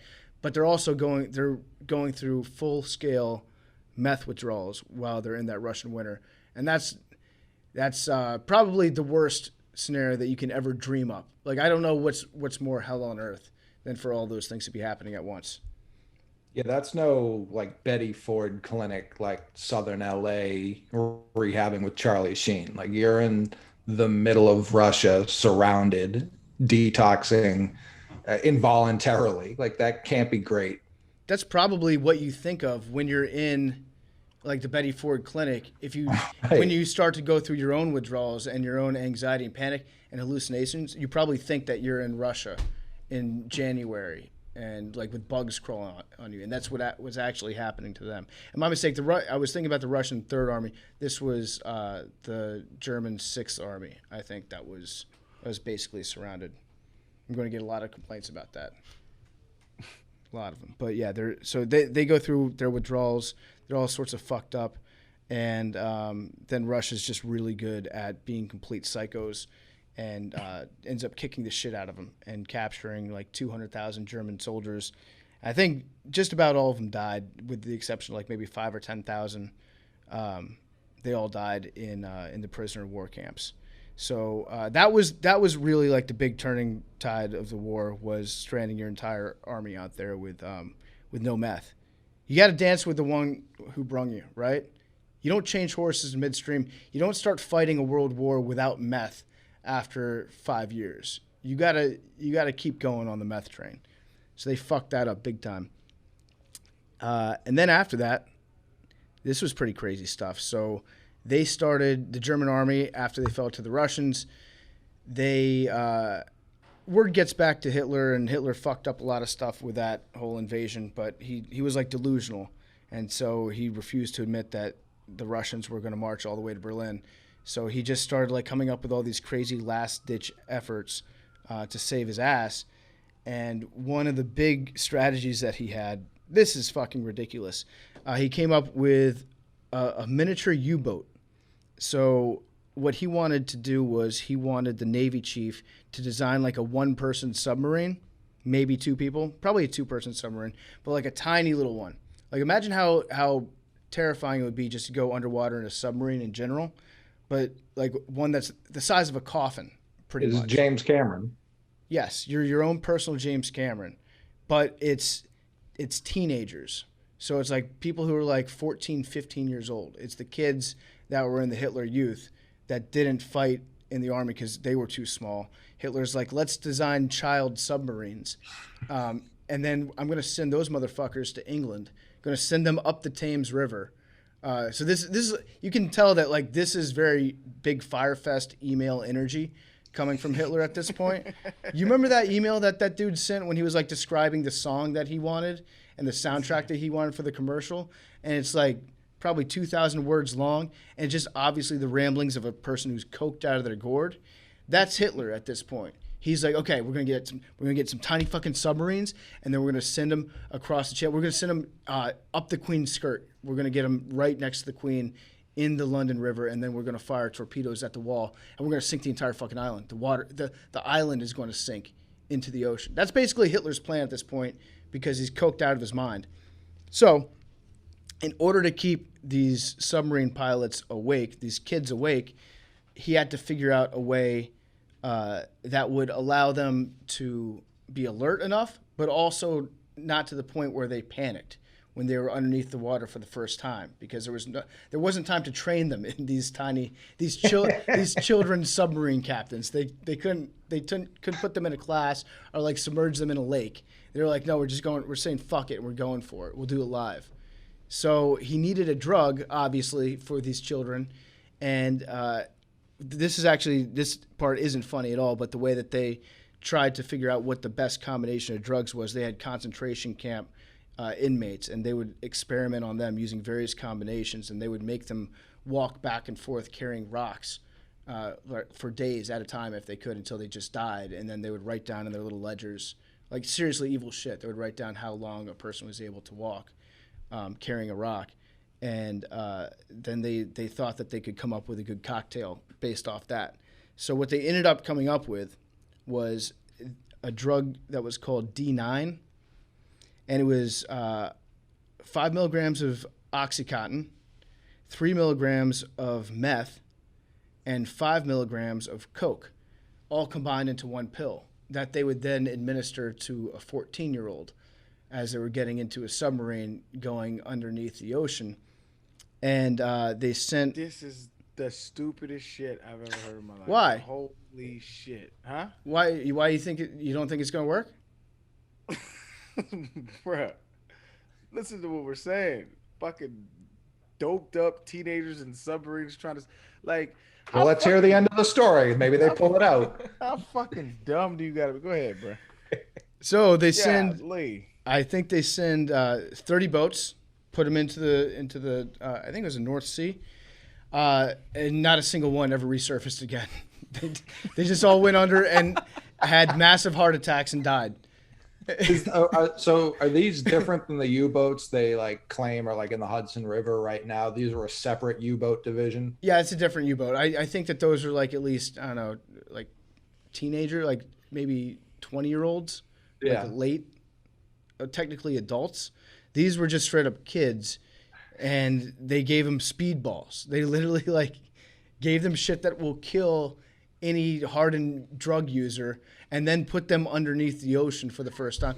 They probably just panicked, and they either fought or they fucked in that U-boat, and then they just had massive heart attacks and died. I can't imagine anything else happened. Holy shit, dog. Yeah, so that gives you like a little bit of an insight as to just like how desperate he was and how fucked over his brain was at this point. And a lot of it does have to do with, he was an evil person who sucked ass and was turned into a hateful dude. But he also was just coked out of his gourd. And at the time, Morell, the doctor that we talked about earlier, this guy, he actually cracks me up because this guy is such a fucking putz and nobody respected him. And like to this day, no one he's just looked at as a clown. But even at the time, he was looked at by his peers as being just like the biggest loser. And one time he got jealous because he was invited to all these high-ranking cabinet officials' meetings, and all these like secretaries of the war with all these guys that had been in the army. They had cool uniforms and stuff on. And Morell was like, how come I don't get to wear a cool uniform like these guys? Like, what am I, chopped liver? And the generals were like, well, you've never served in the army, so you're not a military guy, so you don't get to wear a military uniform. And he was like, but I want to wear a cool uniform. So he went and he designed his own military uniform for himself as Hitler's doctor. And then he wore it to a cabinet meeting and essentially got slapped in the face and was told to never wear that again. And so then he just went back to wearing normal clothes. But he's just a fucking loser. This guy sucked. And he was also a grifter. So there was no FDA at the time for Germany. So if Hitler liked a concoction of drugs, it was just approved for the entire nation to use, because the logic was like, if it's good enough for the Fuhrer, then everybody else will want to use it too. Not really how medications work at all, but he would then brand specific medicines that he gave to Hitler and then try to sell them as like Morell's magic cures and sell them to every German. Didn't really take off. Not that many people purchased them. He was kind of a loser that way too. He had Morell Russian lice powder that he would, a delousing powder that he tried to, that was actually his most successful thing, which is kind of funny that it was like, okay, everyone in Germany knows the guy's name because he makes the stuff that will kill lice that you have on your head. So that was Morell. He was trying to cash in for a little bit, and then after the war was over, he actually survived. He flew out like 2 weeks before Berlin got overtaken by the soldiers, and he got like debriefed. He got questioned by the Germans, by the United States military too, and they just determined that the guy was too big of a loser to ever prosecute. That's like, in no uncertain terms, that's what they said. They're like, this guy didn't really, he provided us with all the context, the stuff that he did for Hitler, but he's just too big of a loser and nobody likes him, and I don't think that anybody took him seriously over there. So we're just going to kind of let him die because he's so fat that he'll be dead in a couple of years. And he died in 1948 because he was so fat. So that's a fitting ending for that guy, for that piece of shit. And then the one other thing I'll add in here is the third big mistake involving drugs was on D-Day itself.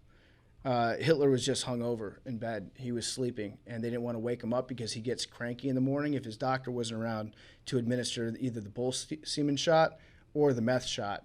And I guess Morell wasn't there. They didn't want to wake Hitler up, and it was like 10 a.m., and they were like afraid to stir him. Meanwhile, all their tanks were in like North Belgium, and if Hitler had been awake, then he would have told them like, move the tanks down and you can fight off the invasion. But he was hungover, he was in bed, and his shithead doctor wasn't around. So they didn't wake him up, and by the time he woke up, it was too late, and then the USA was already up in that ass. So 3 of the biggest military blunders can be traced directly back to Hitler being just fucked up, or his soldiers being like going through withdrawals at the time from all the meth that they had. So that's kind of the long and the short of the way of describing drug use in Nazi Germany. But it's fucking fascinating to me, like this, and I really do think that drug use in general is way more pervasive than a lot of people think from the outside. I'm sure that there are people like in the White House, like I'm sure people in Congress right now are using different. You've at least got a couple people that are hooked on pain pills in Congress, I'm sure, if not like a few dozen. It just like statistically, it has to be true.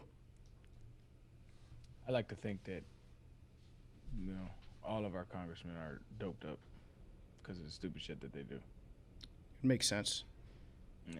It would make sense. And then Coley was asking before we got started with this episode, like what the deal these days is with soldiers using drugs. And I looked it up.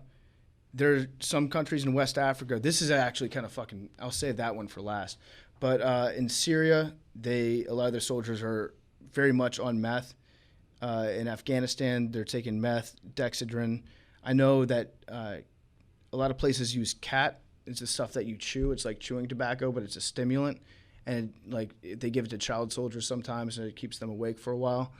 And then there are some countries in West Africa that snort cocaine mixed with gunpowder, which I don't know if gunpowder adds to the effect of cocaine, but I think just by taking gunpowder, you feel like you have the effect of cocaine because you're like, I just fucking snorted gunpowder. How crazy is that? Yeah, it's symbolic. Yeah, it makes it's a little more symbolic than anything. Yeah, but I mean, as somebody that is not a drug guy, I feel like I could snort gunpowder and feel like I could take over everything. Like I'm king of the world.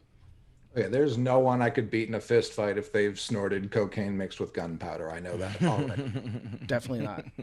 Definitely not. And also like Vietnam, obviously there were heroin issues there. And then back in the Viking Age, like AD 1100, berserkers were named after the bear coats that they used to wear. So bear coat in Old Norse was called a berserker. And Vikings would take a shitload of magic mushrooms. They would smoke or eat bog myrtle. And then they would get into a trance-like state and go berserk. They'd be called mad as dogs or wolves. They would like bite their shields. And they were described as being like strong as bears because they were just tripping balls on the battlefield, going insane. So yeah, this stuff, it's got a history. I'm sure that we'll continue to find. Maybe those pilots were all doped up on something when they saw the UFOs. Maybe that's what it is. No. No. It's cap. They're capping. Do you think the pilots are capping? Oh, big cap. What is their motivation to cap? It's like Big T. They're trying to distract us, dog. From what they're really doing? Yeah. So you do believe in aliens, just not that like the government, just not that the Air Force sees them in Albuquerque. I believe that it is a statistical improbability that we are the only intelligent life form out in the universe. I think it's just statistically improbable. Given the elements in the universe that we all share, the amount of time this universe has been in existence, it's statistically impossible. But I don't think there's nobody flying around our Earth without making themselves known. That's just stupid. What's the point of that? Yeah, I don't think they would like come here and be like, we need to talk to Governor DeSantis. You know what I mean? Like it would just be random people. We all have too much information and accessibility to people who live in like fucking Wyoming and shit. Like the regular people would get it before the government. And it would make sense. Like it just, to me, it's more logical to them, for them to like, if they have any kind of cloaking abilities, I don't know, but to kind of just play the background before they engage, but to want to engage and figure out a way to diplomatically engage somehow, some way, rather than fucking just randomly just surfing our friendly skies for no fucking reason for years, for decades. Like, it's just dumb. Yeah, it makes sense. I think that there's obviously a big part of the story that we're not being told. I'm going to figure it out. I'm going to find out what it is. It has something to do with crypto or COVID. That's all I know. Yo, we should do an episode on Bob Lazar, because actually, that shit is actually fascinating. Okay. Bob Lazar, you know who that is? Yeah. Yep. Right, so it's weird because a lot of shit that he said a long time ago is kind of actually came true. And so it's like part of me wants to believe him, part of me doesn't. Like it's wild. When he started talking about like the propulsion system of the aliens that he said that he saw, I was just fascinated by his description of it, and it makes sense. I just don't, I can't call it because I'm not a fucking Area 51 scientist, but it's just fascinating shit. All right, guys, everybody wants to make sure you're being safe, whether you live by yourself, whether you want to protect your family, whatever you want to do. You want to make sure that everyone around you is being protected, but you want to do it safely. The people at Taser believe that safer self-defense is better self-defense. The Taser Strike Light is a rechargeable, high-powered flashlight that can repel an attacker through its electric stun feature. It literally combines a flashlight and a stun gun. Why would you have a flashlight without that feature? The Taser Strike Light is a non-lethal self-protection device that is small and lightweight enough to carry with you or in your glove compartment or purse. Guns carry unnecessary risk for you and those around you, and even something like pepper spray can harm you as much as your attacker, and it's often ineffective anyway. Taser Strike Light is safe and easy to use. It's what you want to have. Protect yourself and your family with Taser Strike Light self-defense product. Taser Strike Light is available without a permit in most U.S. states. You can get the Taser Strike Light at taser.com. You can use our promo code DOSE. You can save 15% now at taser.com, promo code DOSE. That's TASER.com, promo code DOSE. Restrictions apply. See site for details. We'll try to get him on. I wonder if we can get him on. He might be able to. I feel like he likes talking. He does, yeah. Let's get Bob Lazar on. I feel I like think we might. Do we have him on radio once? I don't know. He does a lot of interviews. I feel like he mostly does podcasts now for his living. I don't know exactly like how he makes his money, but I'm pretty sure he's just like a full-time podcast guest. Yeah, I think when we only had one radio program, I think he was on it. We'll take Billy's Jose Canseco earnings and we'll pay him to get Bob Lazar on the show. And we also got to get Za on that show to talk about the aliens that he saw when he was in Zimbabwe when he was a kid. My mother swears that she saw a UFO, and she tells the story to this day. She's like, I know what I saw. She's just so Za went to a school, Arian, that was like written about like internationally because of how verified this alien, like they got off the ship type, and like multiple kids, like they had all these, like they're kindergartners, right? Or third grade, something like that. And they like brought them in individually and was like, draw what you saw. And like they were small kids. They didn't have a chance to be like, we're all going to be, and they all drew like the exact same thing. Cap. No, you don't tell me that Za's capping. Za does not cap. Never Za. Za has never capped once. His big cap. No. He got a big old 2005 fitted on right now, dog. All right, that's about it for today. Oh, the one thing I forgot to mention, one time Mussolini tried to like peace out of the war. He was like, I'm in too deep, Hitler. Man, you gotta let me out. Like this, I didn't sign up for this. I was just like looking to take over part of Europe. And Hitler took the biggest dose of it was the morphine, the double powerful morphine that he had ever taken, and just stayed up screaming at Mussolini, who was not able to retort or get a word in edgewise. Screamed at him for about 6 hours, just exhausted. Just essentially talked Mussolini to sleep, and then Mussolini just woke up. He was like, "It's not worth it. Fine, fuck it. I guess I'm still in," and then went back and kept fighting the war on Hitler's behest. At that point, have you seen the video of Hitler at the Olympics when Yeah. he's like coked out? Do you remember Leo Mazzoni, the Braves pitching coach who would sit there for 3 hours every game and just rock like this? That's what Hitler's doing with like a coked out look on his face. he also had a bad tremor issue. So the word on the street was he might have had Parkinson's, and he was like reaching the end of that, and that's why he was like receiving more and more medication to like help offset some of the aspects of that. But yeah, at the Olympics, he was all coked out. I think Leo Mazzoni was taking, you guys ever take snuff? No. What is snuff? Snuff is like, it's powdered tobacco. So you like snort it. I don't know why people would still do it. It just looks like you're taking cocaine. But you have like a little spoon that you dip into the powder, you snort it, and then it like makes your nose tingle for a little bit. I think KB and Nick got a bunch of it. And so I was doing some a few months ago. But yeah, that's what Leo Mazzoni was doing. Aaron's got this look on his face like, what the fuck are you guys doing? Incredulous. That's the face of being incredulous right there. Bro, you sniff tobacco? Yep. What the fuck is... Why? It makes your nose tingle, and it like gets you amped up a little bit. You ever bees, Arian? I'm positive I haven't, but You haven't please tell me bees? what it is. I was beesing this weekend. You take Burt's Bees and then you just put a little bit of it on your eyelids, and it tingles a little bit. Yeah, Burt's Bees. It was one of those things that the news came up with pretty much. Like one kid put Burt's Bees on their eyelids, and the I thought news. you were joking. The news was like, "This is a new pandemic sweeping our nation. All our kids. Are your kids safe? Are they beesing when you're not around?"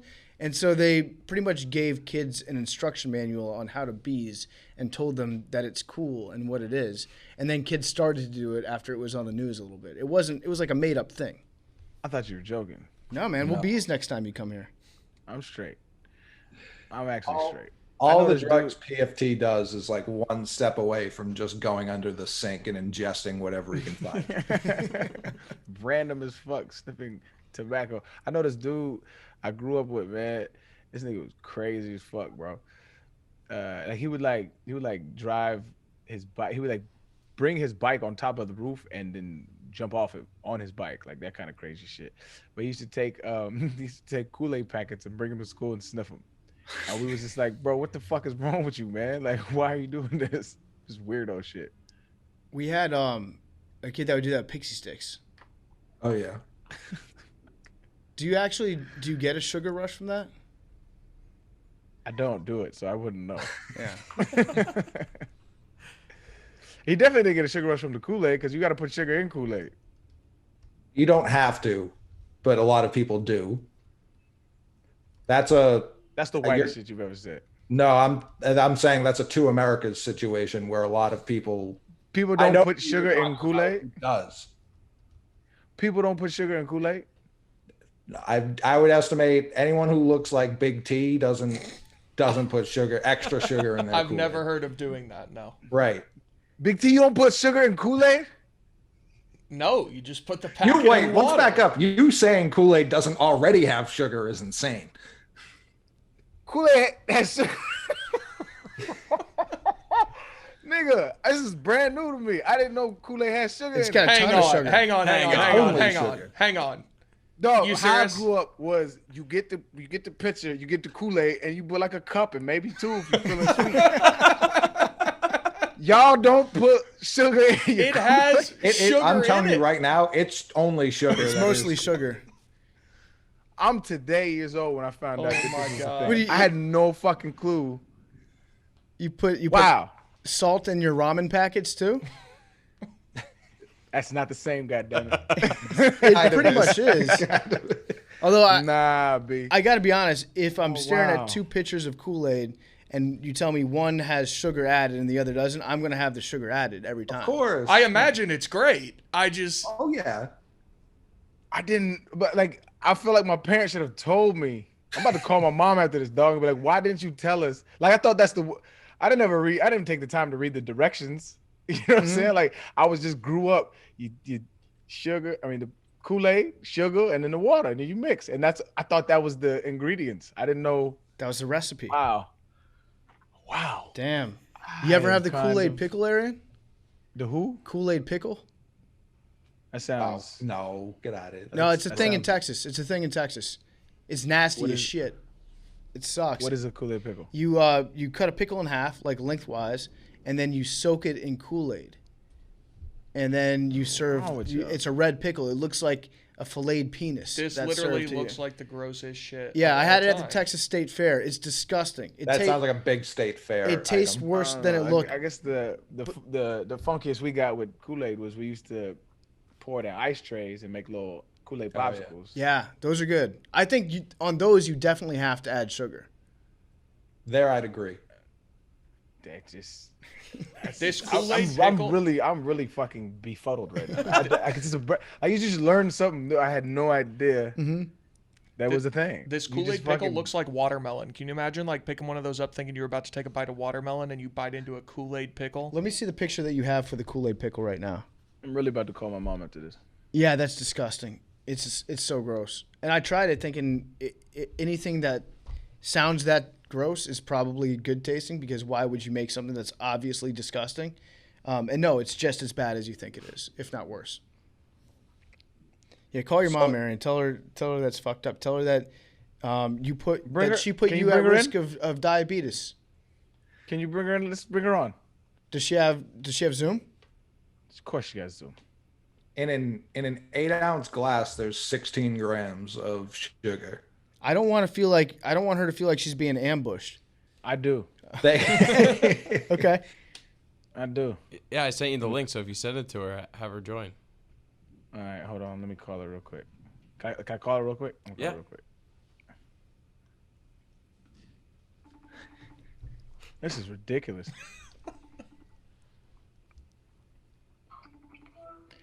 Hey, yo, can you get on Zoom real quick? Zoom? Yeah, Yeah, why? because I'm doing my podcast, and I got a question I want to ask you publicly Oh, dear God. right now. That's going to take me a minute. I'll call you when I'm ready. All right, bet. Bye. Bet. All right, she gonna call me when she ready. Yeah, I'm This is- looking This is at ridiculous. a Kool-Aid single right now. The serving size is a half packet, which certainly they could have just said That's one so packet, but ridiculous. that has 14 grams of sugar. That Just should one- be false advertising to tell people that a serving size is half a packet when no reasonable person would ever do that. Right, That they're should be- literally Kool-Aid singles. Like you'd only Yes, use it. that's for fake Adrian. news. Those are the worst. The serving size, it's like a pack of Oreos with 6. It's like, who is eating 2 Oreos and, Yeah, and it's dumping the rest of the pack? But yeah, a standard. I'm looking at the back of like the nutritional facts of like a standard one of those plastic jugs of Kool-Aid. 16 grams of sugar per serving. Nah, she said she can't. She got to do something real quick. Okay. It's all good. Well, We'll even just ask get her her on the answer phone. over the FaceTime. We could hear her. Okay, we'll do that. Hold Yeah. on. That shit is unreal.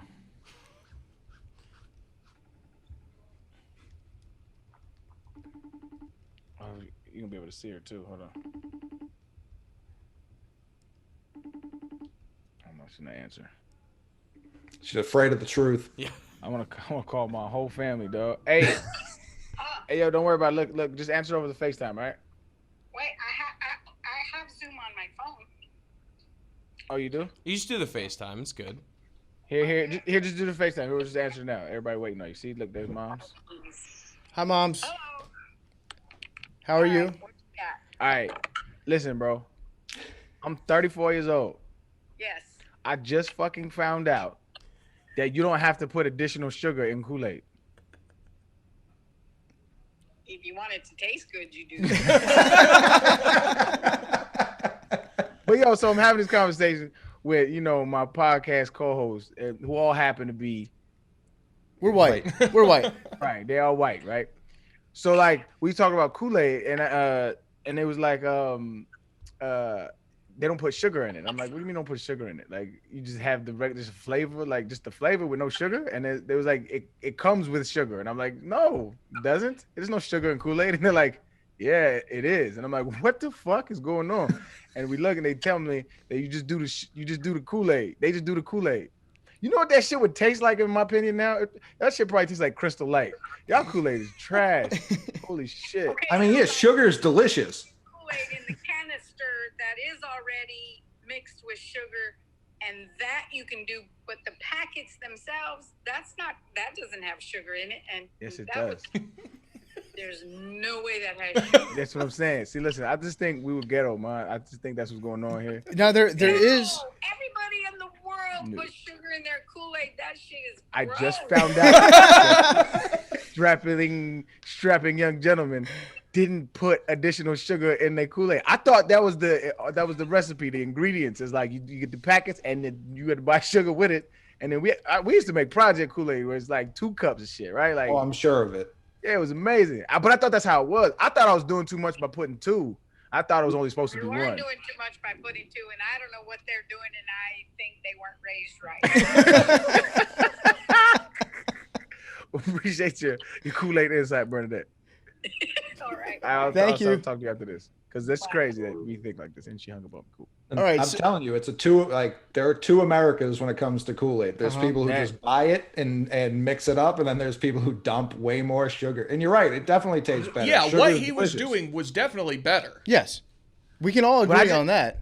I just didn't even know it was an option. Like I didn't know it was an option. It's always an option, I guess. Like, so I knew some people that added sugar to their cereal, like put it in the milk if they were gonna eat like Honey Nut Cheerios. Yeah, I thought that was wow.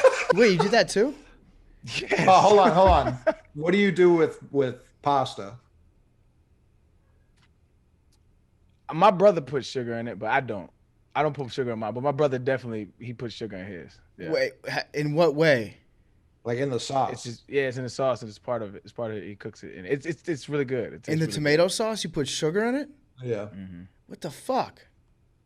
I think that's the like I fuck? think I remember I had a teacher in high school who used to be a manager of a Papa John's, and he said that the Papa John's sauce has like a shit ton of sugar in it. Yeah, I think that there's like Papa John's pizza is there's trash. there's definitely more sugar in Papa John's sauce. I think just like spaghetti sauce and I never add sugar to that. I'm sure the sauce itself probably already has some. But only, if anything, I add salt. It gives it this sweet taste, but it's not a noticeable sweet taste. It's like I don't know. It's like you can. It doesn't taste like sugar. It's just like this is like a sweet. Shit, we're gonna have to do an episode on like nutritional facts. Yeah. Because like Aquafina, you've heard about the shit with them. Where Yeah. it's like you don't know what's in there. No, what do they do? No, please tell me. Well, no, there's like a whole theory that they have like they put like crazy stuff in their water. Because when you open it, my boy. and I don't know if it's Aquafina, it's Dasani, I think. When you Dasani, open it, yeah, Dasani, Dasani, yeah, my bad. My man was. I was drinking a bottle of water one time. It was Dasani, and he was like, "Oh, bro, you shouldn't be drinking that." I was like, "Why?" He's like, "They put aborted babies in their water." I'm like, "Nigga, what? How did you get here, fam? What YouTube link did you click to get you? Like, I would love to see the reasoning behind that shit, though." You know, there's definitely some weird stuff about bottled water that we can get into, and like how it's not necessarily any better or cleaner than the water that you just straight up get out of a hose, and that's legit. Like it's healthier to drink tap water in almost most circumstances. So my stepdad, the geneticist, he was telling me one time, like, you low key dehydrate yourself when you drink bottled water because tap water has all the minerals, like all that dirt and shit that they try to filter out is which actually is needed in the water for you to drink. He's like, it's better for you to just drink tap water. It's like, but he's like either you just get hot water and like boil it or something like shit, or just get hot water and freeze it and then drink it cool. He's like, it's way healthier for you than bottled water. But I drink bottled water all the time. But I don't listen. I'm sure what he's saying is right, but I don't listen. Speaking of water, we've got that's the clue for Billy's question of the day. Oh yeah, shout out to Tyler Lydberg. He guessed Billy's riddle last week at 9:10 a.m. So he was right on the ball. What was the answer? The answer was the night, because it's the riddle started out saying a night, a philosopher and a monk or whatever were stuck in a building. One night, a philosopher and a monk were stuck in a building. It was a night, as in like KNIGHT. So my dad now will just. So my parents listen to this podcast in like 30-minute increments when they're driving home from work throughout the week. So they listen like Monday through Thursday, and so my dad will just text me on like Friday night now, just a random. Like the other day, I'm looking for it. The other day he just texted me, "The assign is the only survivor." This was Saturday at 10:12 p.m. It just says, "The assign is the only survivor." I said, "What the fuck does this mean?" And he goes, "It's my answer to the riddle." So he must have been an assassin. Okay, yeah, that's what he meant. So now that he just texts me at some random point in the week when he gets to that part of the show, what his answer to the riddle is. Okay. I like that we're burying it at the end this time. Yeah. Gotta listen to the entire thing to get it. This isn't so much of a riddle. Billy just had a history question. He said, okay, this one is more of a history trivia question, but it's very interesting. What was the most crucial event that prevented the Nazis from developing the atom bomb before the Allies and ensuring Germany's defeat? So I don't know if he confused Germany and Japan with how we won World War II, but I think that we defeated Japan with the atomic bomb. But I guess what he's saying is the reason that Germany didn't develop the atomic bomb when they thought they were going to. What was the event that happened that prevented that from going down? So I guess just reply to the tweet when the podcast goes out. And if you get it correctly, if you're the first person, you're going to get a little macrodosing care package. Billy also wanted to toss in here, just make the connection between Hitler pumping the Blitz with meth to Major League Baseball drug use. That's my only contribution. So there's the connection made right now. It was pretty much the same thing. Just wanted to smash dingers, wanted to smash taters. So thank you, Billy. We miss you. Whenever you want to come back, you're more than welcome to join the show. I actually think it's more like all the German people. It was the entire nation was the Legion of Boom for like 4 or 5 years, and then eventually one or two of them got popped, and then they had to break up afterwards. But you always think like all time what could have been. A lot of references to that Super Bowl in today's podcast. Anything else, guys? Buy our merch. Please put sugar in your Kool-Aid. Put sugar in your Kool-Aid. Listen, I'm gonna put sugar in my Kool-Aid if I have the choice from now on. I looked at the nutrition info, and you're right. There's like a distinction that you have to make between. I used to make the Kool-Aid that came from like the coffee container looking things. Yeah. Like the plastic, the big things where it's got a scoop inside and you scoop out the powder individually. That's what we used to do because we used to just buy it in bulk. And so in that one, that's like mostly sugar. We didn't necessarily use the packets all the time. So it was always packets, all packets. Maybe the packets had less sugar. We should put a poll out tomorrow too. Like, did you add sugar to your Kool-Aid growing up? What do you think the percentage is going to be? I think it's going to be dead 50-50. It's going to be telling about the demographic here, though. Yeah. I'm going to guess 70% no, 30% yes. That would be so disheartening. I mean, I hadn't really heard of it until just now. Arian, what percentage do you think it would be? Not what you want it to be. Like if we put that poll out, what do you think it would be? I think Barstool has a largely Caucasian audience, so I think it's going to be. Well, you gotta push it. I think it's going to be 60-40. Merely because it's going to make its way around. People are going to retweet it. It's going to get into circles that aren't like of the Barstool ecosystem, and so like people are going to just randomly see it on their timeline like, what the fuck you mean put sugar in? And then it might even it might get big, man, because I didn't know it was such a fucking controversial, like, you put sugar in your Kool-Aid, like, nigga, you don't. This is a divide. This is tearing America apart right now. I think it honestly does boil down to whether or not you use the packets. I think that makes a big difference. So Yeah, it depends probably. on how you phrase the tweet then too. Yeah. But, I mean, we didn't ever buy that one. You scoop it out. Like that's weird. It's not real Kool-Aid.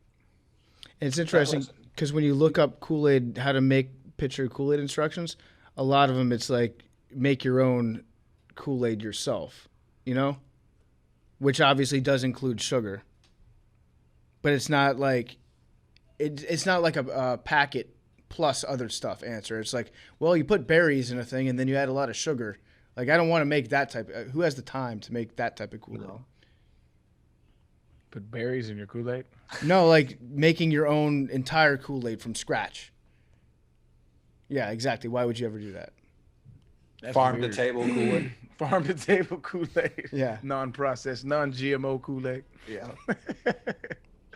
Fuck that. Put sugar in your Kool-Aid. All right. Yeah, I'm actually looking at, like, I did a Google search for it, and like the first thing that came up is people being like, "Hey, do you add sugar to your Kool-Aid?" And one guy's like, "Well, I saw a lot of comedies starring black actors growing up, and they always made Kool-Aid by putting sugar in it. I always thought that it was the drink mix that was there, and I'm finding out that in the day you used to have to add sugar to it." Here's a Reddit thread that says, "What does Kool-Aid taste like if you don't add sugar to it?" Dog. Still Crystal good. Light. I promise you, it's still good. I don't know about that one, man. All right, that'll be an interesting poll. But it depends on how you phrase the question. You can't say, "Do you put Kool-Aid in your sugar?" Do you put Kool-Aid in your sugar? It's got to be like you are making a pitcher of Kool-Aid. Do you add sugar to the mix? No, because that makes it seem like you're making your own. You have to differentiate. You have to say if you're making Kool-Aid with the packets, if you're making Kool-Aid with packets, you have to, because that scoop shit, I don't know. I have no idea if it needs sugar or not. I don't never drink Kool-Aid out of that shit. But the packets, we have to differentiate the packets. Okay. All right. In that case, if we phrase it that way, I think it's going to be 70% yes. Add sugar. 70% yes? Yes. Yeah. If it's packets and it's like you are making a pitcher of Kool-Aid using the Kool-Aid flavor packets, do you add sugar to the mix? Yes, no. Yeah. 2 options. 70-30? Oh. So I think I might that's go what, 80-20 if you're talking just packets, because I think like I always only had it in the plastic coffee shit too, and that for sure has sugar. it's got a ton of sugar in there. All right. Well, I think that does it for today. What a transition. What a transition. We just talked 20 minutes. We went from Nazi drugs to talking about Kool-Aid for 20 minutes. It's range, baby. Love it. That is range. That might be my blog for the show. Do you put sugar in your Kool-Aid? Yeah. Do it. Actually, that's a great blog. On Nazi drugs. That'll be the blog for the show. Yeah. And then next week Give we'll be the back. Kool-Aid man a little like Michael Jordan stash. That goes through you. That's your job. Yeah, I'm not the Photoshop guy. Well, Are I you just kidding meant me? to approve that. But I guess by virtue of you saying it, you do. I'm approve sure it, you so. can find a pre-made animation of the Kool-Aid man with Nazi Kool-Aid man. We have a man. big fan of this show who has made Photoshops in the past, who I'm sure would be happy to do that. Here we go. Are y'all talking about putting the Hitler mustache on the Kool-Aid man? That's Yeah. what Coley's talking about. That's gonna be interesting. All right. And I subscribe mean- to our YouTube. Subscribe to the YouTube. Is this a real cartoon that I'm looking at right here? Oh my Cavalcade God. Comics number 8. Kool-Aid Man attacks the Third Reich, conquers the Third Reich. It's the Kool-Aid Man smashing through the window of a Third Reich meeting with 3 Nazi soldiers around a battle map, and the Kool-Aid Man's pissed off and he's about to beat the shit out of him. That's awesome. That should be okay. This is our podcast in a nutshell right here. This comic. Amazing. I fucking love it. All right. We will see you guys next week on Macrodosing. We love you guys. Subscribe to the YouTube. Check out our merch. The merch is actually the most fire thing I think that we sell at the company. Really great merch, Macrodosing. And if you have any suggestions, let us know. DM us. Email us. Tell us we're handsome. And then whatever you want to say, constructive criticism-wise, feel free to unload and let us have it. So we will see you guys next week.